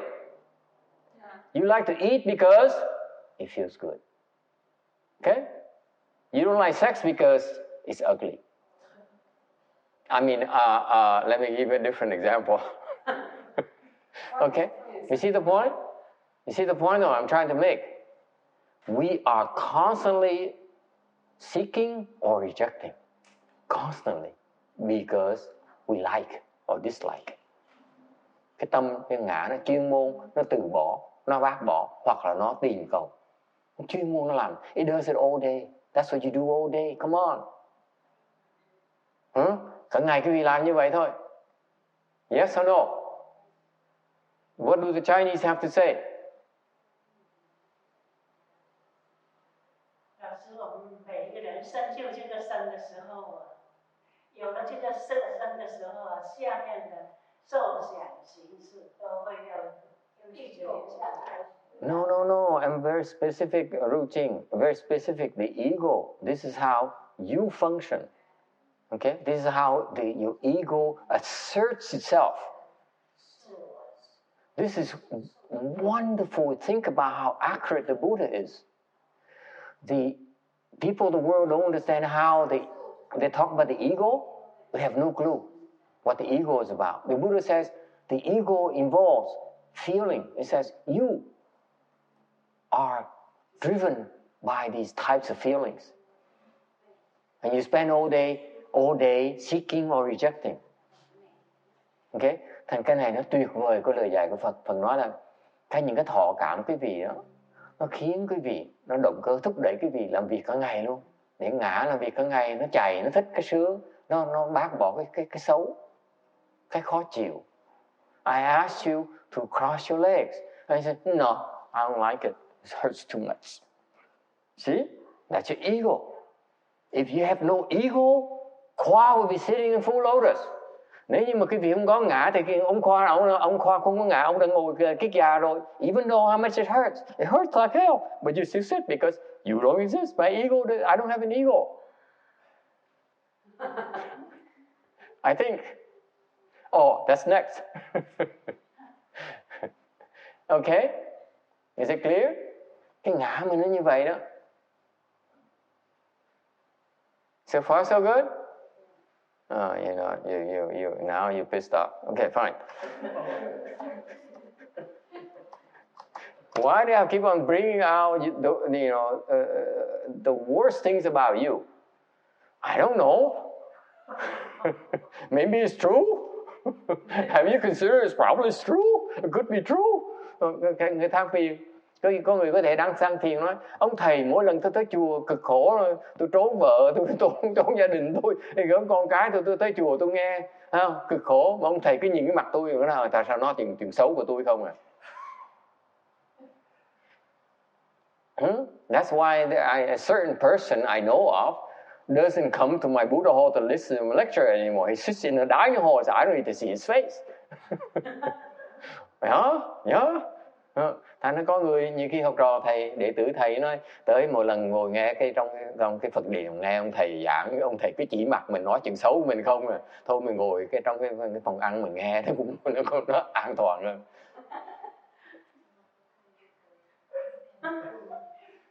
What a big ego this guy has.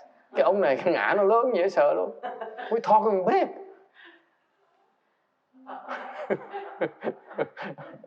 Okay? Agree? We agree or not? Okay, next. Thinking skandha. Okay? What is thinking skandha? There's one thing here that you will not even, you feel even worse about yourself. But time is up fortunately for you. cái tưởng uẩn là sao?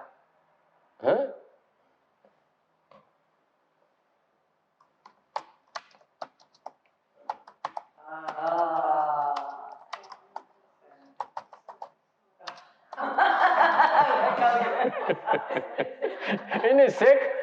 Is it so sick? Let's move the camera. Huh? That's so true. And speaking in all fairness, right? I'm right and you're so wrong. Especially you, master. All of you, by the way, all my disciples, they've done this to me at least once. All of you. All of you.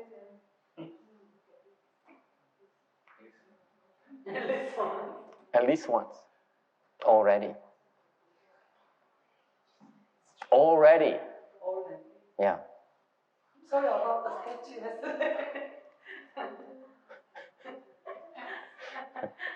Cái tưởng uẩn là sao? Là tưởng uẩn là cái gì nghĩ cái gì đúng mà người khác sai. Nó dễ sợ như vậy đó.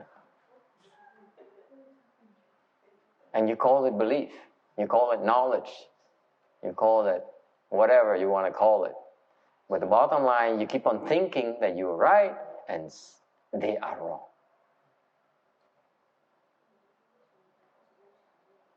That's what drives you. Okay? That's what drives men to build empires. Think about it. Because it would drive men to become a famous singer. Think about it. Cái gì nghĩ cho coi.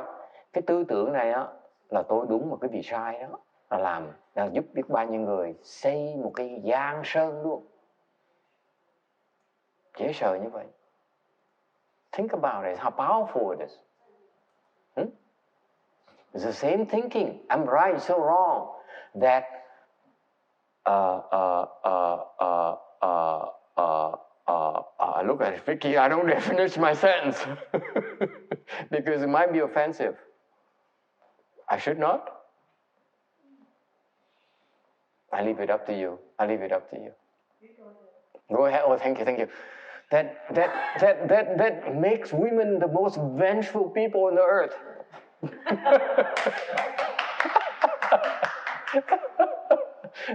I know Vicky knows I have misogyny is my problem, my weakness. Luckily, the rest of the world, few people here today understand what that means. Okay? We will not translate into Vietnamese or Chinese. Hey. We will not translate it into Vietnamese or Chinese. Oh, damn, look at Kim Deal. She's having a ball. She's translating Vietnamese anyway. Evil woman. Okay, so far so good? Fascinating? That's how your ego functions. You do it all day and you have no clue, huh? Now, the next two are kind of difficult for you to see, unfortunately. 4 and 5 are very difficult for you to see. But the first 3 are very obvious, aren't they? It's,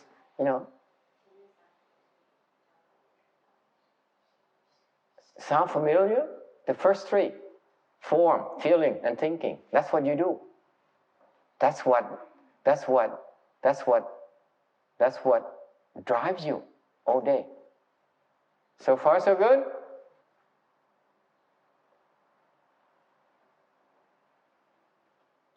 Okay, and then also the activities kanda, rồi cái thức, cái hành, okay, this is the fine thinking. You're more or less, you could call it, the thing that the conscious, the mental activities that are at a finer level, a lower level than your thoughts. That's what it means. Okay? There's some mental activities that are more refined, a lower frequency, if you will, lower wavelength than your thoughts. If you think thoughts have certain wavelength bandwidth, then activity would be lower bandwidth. That's how you should think of it. Và cái hành là quý vị nó khó thấy tí, tại vì nó vi tế hơn là cái tư tưởng nhiều, thành ít ai thấy được cái này. Yes sir. Does that include your automatic function? Yes, that includes your automatic function. Yes. Would they call that? Would you call that subconscious thinking? You could call whatever subconscious thinking, because now you're bordering on consciousness as well. Okay. Now it's actually still thinking, but actually it's not as much control as a thinking process. Okay.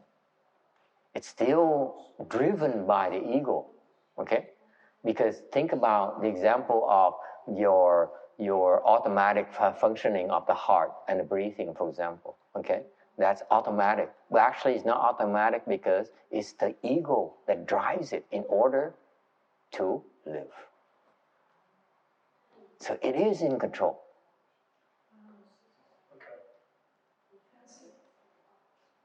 Isn't that interesting? Thì người thấy cái thức nó vi tế hơn một tí. Chẳng hạn như tim cái vị đập, cái vị hô hấp, cái đó là do cái có thể gọi là do sự điều khiển của cái thức uẩn. Tại sao thằng ngã nó sợ chết? Okay. Yes? So, Master, when people are in the process of dying, is it the ego that loses control of the body? That's why it breathes. That's why it keeps them beating. The heart keeps them beating, because actually that activity is driven by the fear of death. Or the instinct of survival, you will. You see?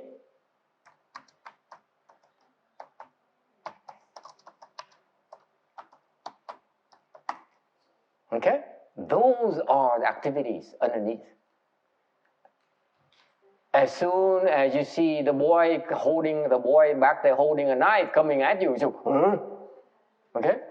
That's activity. You see that? Mỗi lần quý vị thấy người ta cầm cái súng mà chỉ tới quý vị giật mình. Cái đó là cái hành. So far so good? That's much more automatic, much more refined, much lower wavelength.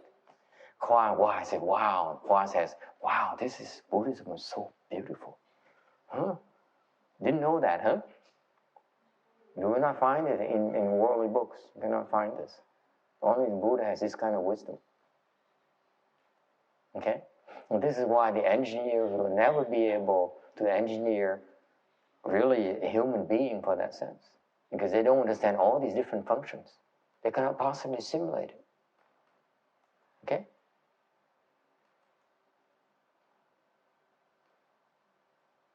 All right?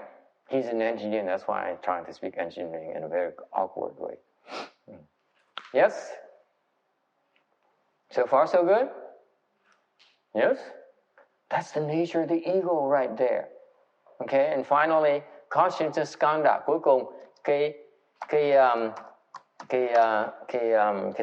thức uẩn. Okay? The consciousness, your awareness. Your awareness. I'm aware that he likes me. I'm aware that she hates me. The awareness. I'm aware of the external environment. Okay?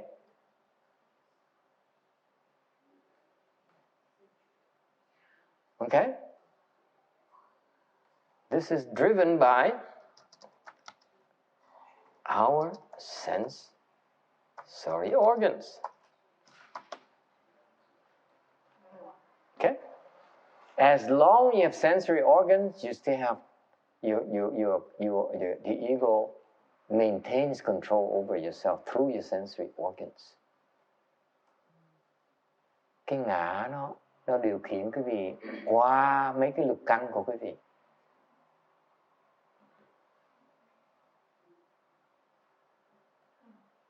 Questions? Ai thắc mắc gì không? Yes. I thought consciousness defines as distinguishing yourself from others, right? No. Consciousness is you aware of things. You aware it's cold. You aware it's tasty. You aware it's sweet. You aware that it's rough. Okay. You aware that there's a fragrance. Okay. You aware that there's someone in the room. You aware there's mariachi music. Yes?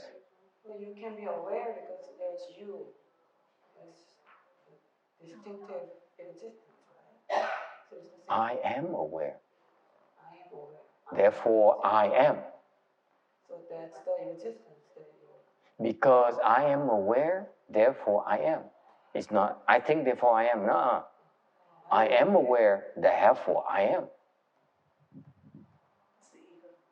No. I'm aware of it. Are you kidding me? I'm aware. Stop talking to me about it. You see, it's the ego speaking.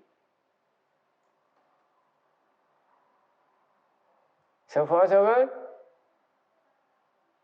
Any questions? Ai thắc mắc gì không? Did I translate? Did I explain to Vietnamese, or you need me to translate in Vietnamese? It's clear, right? It's so clear. Where did I stop? Thinking or activity? Kim Điền. What do you translate into Vietnamese in the thinking skanda or activity skanda or consciousness skanda? Which one do you want me to explain? The last two? Okay, fine. Yes, Vicky. Oh, no. Okay. Activities, let me explain this in Vietnamese because she's my transcriber and I need to please her. I need to make her happy. Otherwise, she's going to punish me.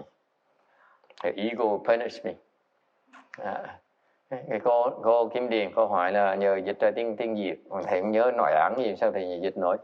cái hành thức, cái hành uẩn á, là dưới một cái tầng lớp, nó một cái tầng lớp nó vi tế hơn là cái tư tưởng.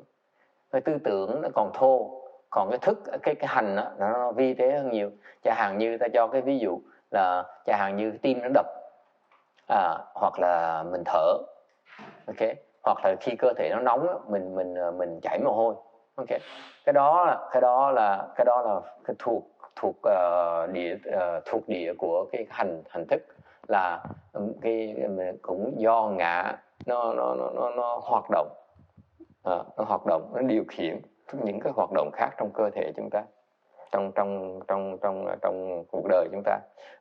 Và cái chính một cái đặc biệt nhất mà cái hành thức này là chúng ta sợ chết, ngã nó sợ chết, ok, hoặc là chẳng hạn những ví dụ khác là cái bản năng mà sinh tồn, ok, cái đó là trong cái thức, ok, mình tự động có những cái hành động, vì cái đó nó có những cái hành động nó rất là thâm sâu, ok, chẳng hạn như tôi thấy ta cầm cái dao mà chạy tới mình một cái là mình giật mình, hoặc là đang đi nghe cái tiếng vang nó lớn một cái là mình giật mình sợ sệt. Cái đó là cái hành thức đó, cái thức, cái hành uẩn đó. Yes, does it help?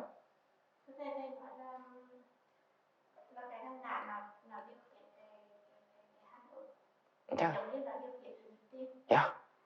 Nó không phải điều khiển như điều hằng có tay trong rồi nữa, có tay trong là hằng aware cái chuyện đó, hằng manifest qua cái chuyện đó. Và tại vì sợ chết thành mình sáng vào cái chuyện đập tiếng động. Chứ mình tự do mình muốn tính mình chắc chắn được mà đập được. Tao nghĩ đó là chuyện khác nữa. Thì như tiếng mình đặt vậy mình muốn đặt nhanh đâu có đặt được, mình nói cô đặt chặt lại chứ đâu có đặt được. Mình buồn á, cái con buồn là con nó vào cái tượng thức, cái tượng uẩn nữa. Hai cái khác nhau. Mình buồn đâu có nghĩa mình làm được. Thì ai là điều khiển thôi? Hả? Cái đó là cái có nghĩa là bản năng sinh tồn từ đầu bắt mình phải làm. Cái hành thức không phải là điều khiển, hành thức là cái mental, một cái loại tư tưởng mà hằng thấp hơn. Chẳng cái tư tưởng mình suy nghĩ là thô ở đấy nữa, còn thức là tư tưởng thấp hơn, còn vĩ tế hơn. Chẳng tư tưởng đó hằng làm cho mình đập tim, hằng giật, hằng có cái function để điều khiển những cái chuyện khác trong cái ngã của mình, ok. Tại cái ngã mình hằng bản tính là hằng cần sinh tồn, thành có làm những chuyện tự động ở dưới để sinh tồn, không cần phải suy nghĩ, tự động làm thôi, hiểu chưa? Does it help? Ok, thầy cũng hiểu rõ, thành là nó tầm 7 tầm 3. Yes, question.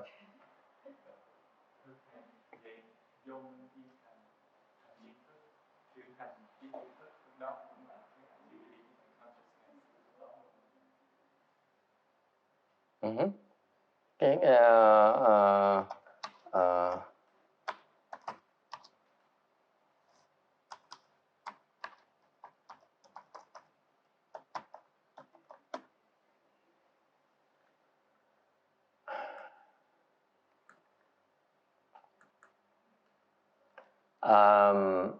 không, cái đó nó khác một tí. I don't know how to do the font here. Okay, that's super straight. Okay.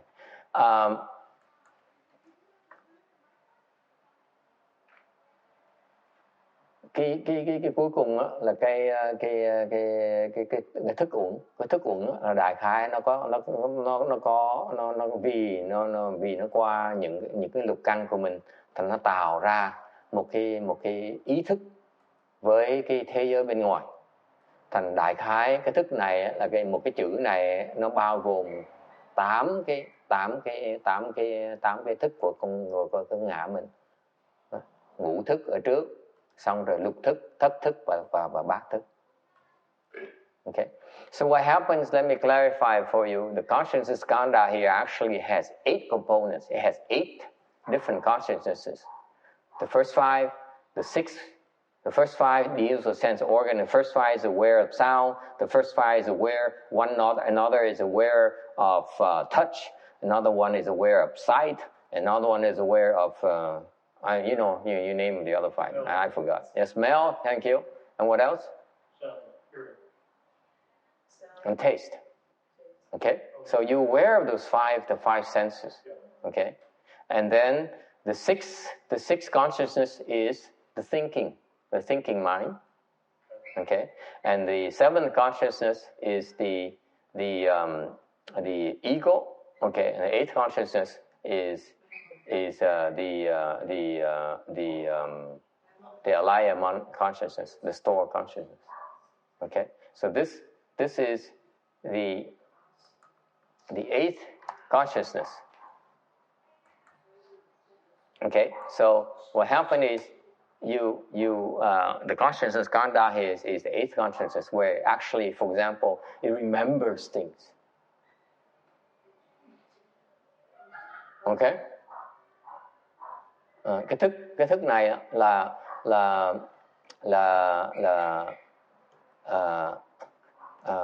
let me retract this. This is pertains to it overlaps the previous 4. Therefore, this should be actually, you do precisely, it should be only 8th consciousness, not the could be 7 and 8. Yeah. Anyway, it's not as a science here. Okay, the concept here, the consciousness is even a low level activity skandha. Is the awareness we're talking about. Okay? Thành nói về cái thức uẩn đó, là nó còn vi tế hơn là cái hành uẩn nữa. Tại nó cái đó nó liên hệ tới cái sự ý thức của chúng ta, nhất là nó bàn về cái bát thức á, là cái a la gia thức á, là nó dự kiện, nó dự tất cả những cái dự kiện của chúng sanh đời kiếp kiếp. So the 8th consciousness is a store consciousness that remembers everything, remembers all your karmas. It has a tag. All your karma you ever created, it has it. Thành ra cái bát thức là cái mà nó có hết tất cả những cái nghiệp, nó chứa hết tất cả những cái nghiệp mà quý vị đã từng tạo. Yes. Đời kiếp kiếp luôn. It's lifetime after lifetime. Yes. Okay. Questions? Yes.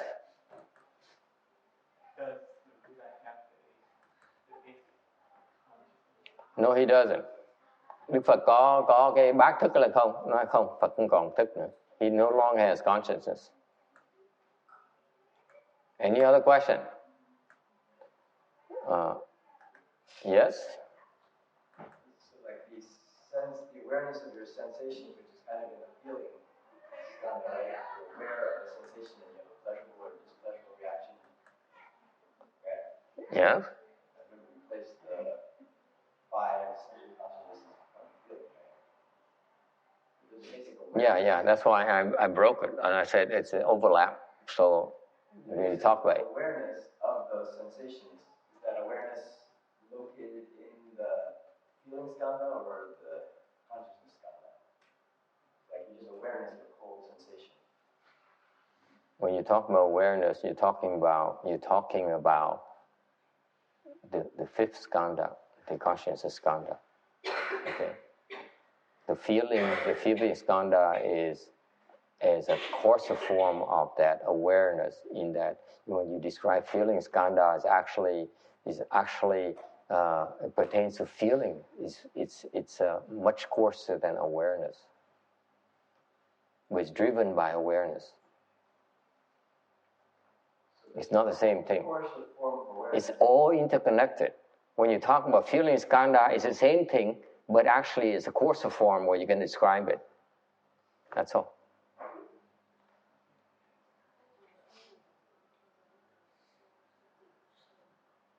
Yes. So the Buddha doesn't have anything of all the perfect seed. No, he doesn't have any consciousness. Đức Phật không có cái thức nào hết.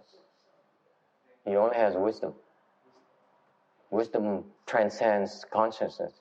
Cái trí huệ nó consciousness is a form of ignorance.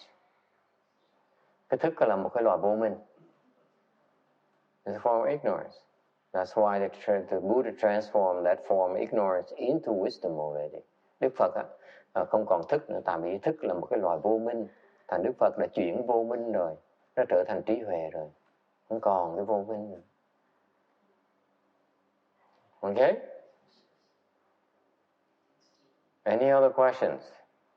Có người hỏi, vậy chứ thầy nói về hồi nãy thầy nói về cái thọ uẩn nó khác cái rồi thầy giảng sơ sơ cái thọ uẩn nó liên quan tới cái thức uẩn chỗ nào? Thầy nói thọ uẩn với thức uẩn nó dính với nhau, như đều cái thọ uẩn là mình mô tả là cái phần trên của cái uẩn, phần trên của cái uẩn của cái vô minh đó.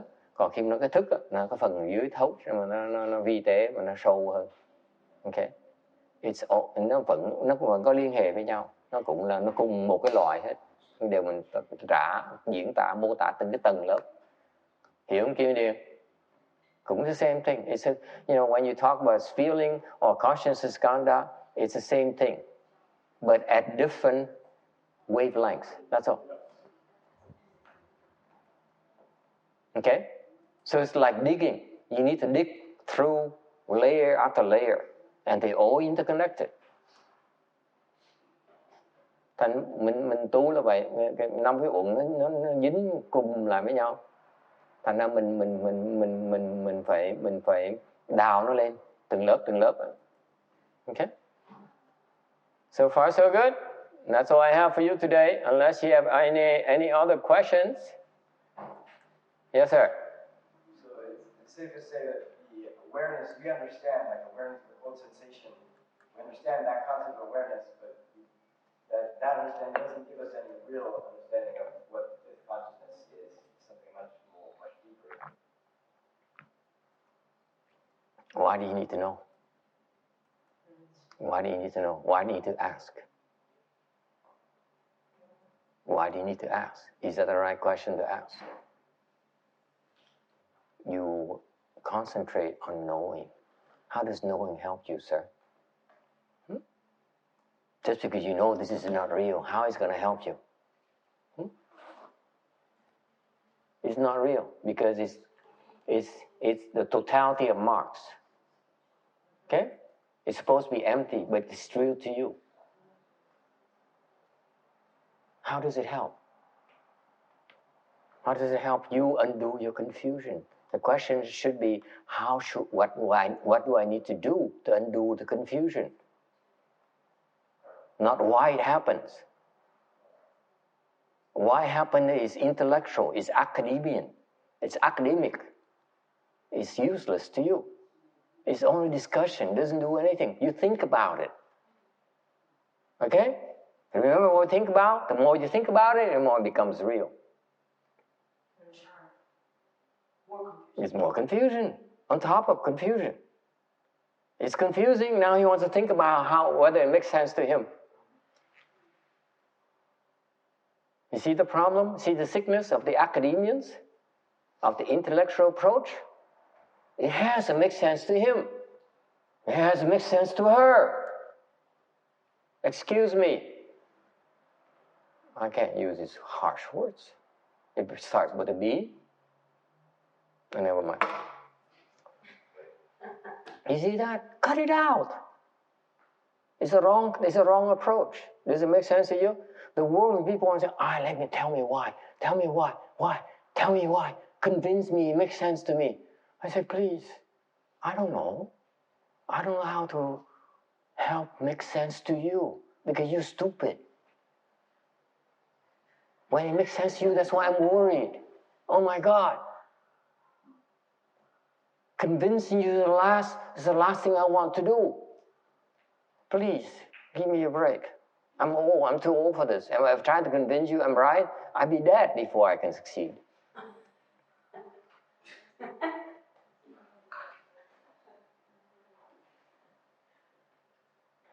My purpose is to teach you how to break through your confusion, not to make you understand. It's all be something. Okay? Does it make sense to you? We're adding more thinking to you. That's all we're doing. When we try to convince you, help you make sense. Okay? I have the boy look at you. Oh my God, Master, you're so smart. You're so wise. I understand more now today. Say, please, that's not my purpose in life at all.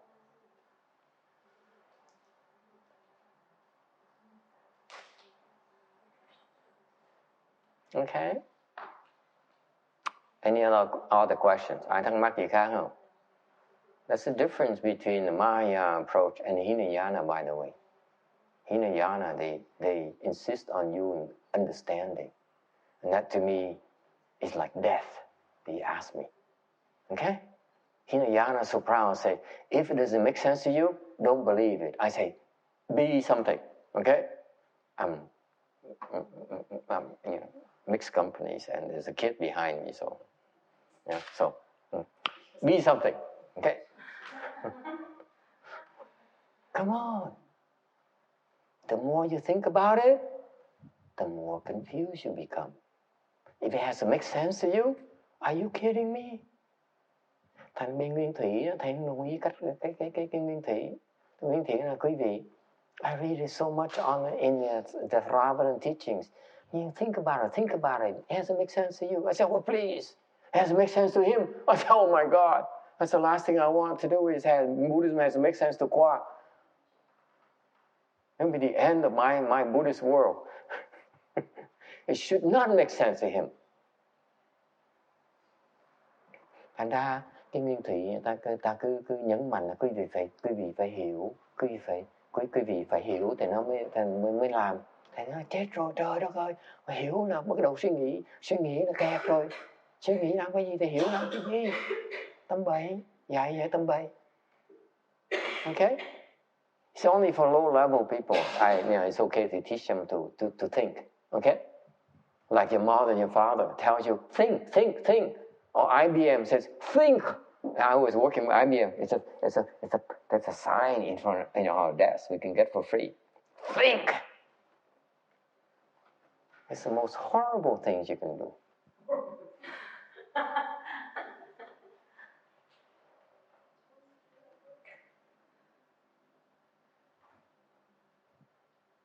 Okay? Do something about it.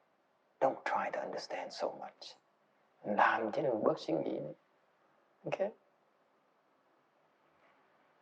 Or try to scheme and make sure people believe you, people that think you're right. Oh my God, that's sickness. That's sheer stupidity. Any questions? See, the wise, they never try to convince you. Trust me. Mấy cái người có trí huệ, không ai mà cần thuyết phục cái gì hết. Okay?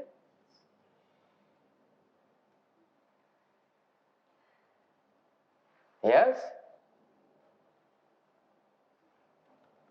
Just like reminds me of a general contractor. Every time we talk to him, he says, I have 18 years of experience in this field, so I know what I'm talking about. I hear it too often, I said, this sounds more like a sales pitch. So if you're wise, if you know what you're doing, why do you have to tell me every single time I know what I'm doing? You become a salesman. That's why the people who are wise don't talk about themselves.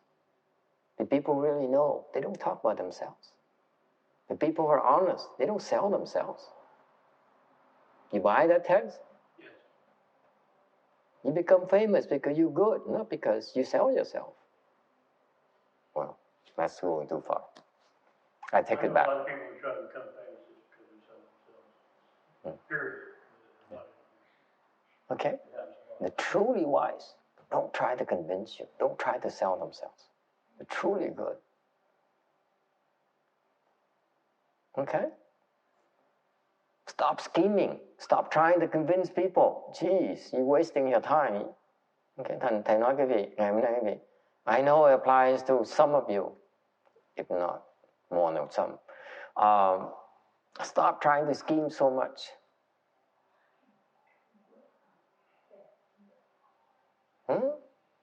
Take it easy. It's no big deal. All right. Can we stop here today and go and wrap it up? So we do transference.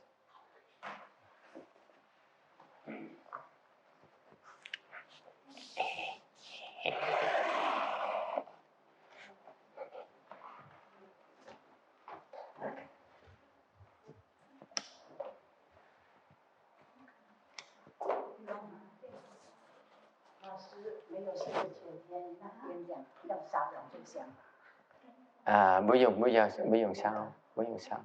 谢谢。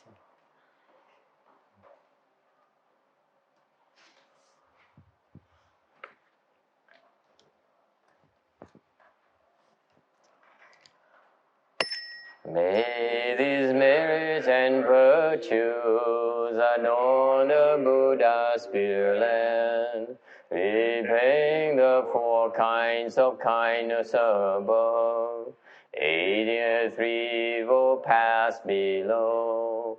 May those who see and hear all bring forth a Bodhi mind. And when its retribution body is done, be your boil and utmost bliss.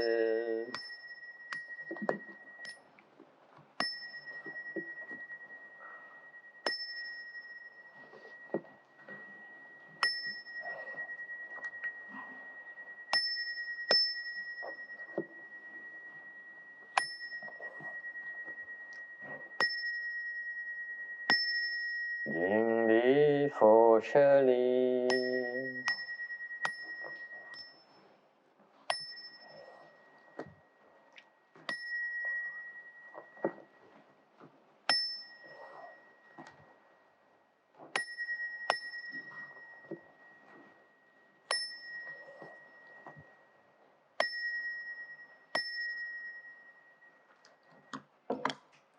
Have a nice week, everyone. Namo Daji Wan Shu Shi Li Bu San. Namo Daji Wan Shu Shi Li Bu San. Namo Daji Wan Shu Shi Li Bu San. Namo Daji Wan Shu Shi Li Bu San.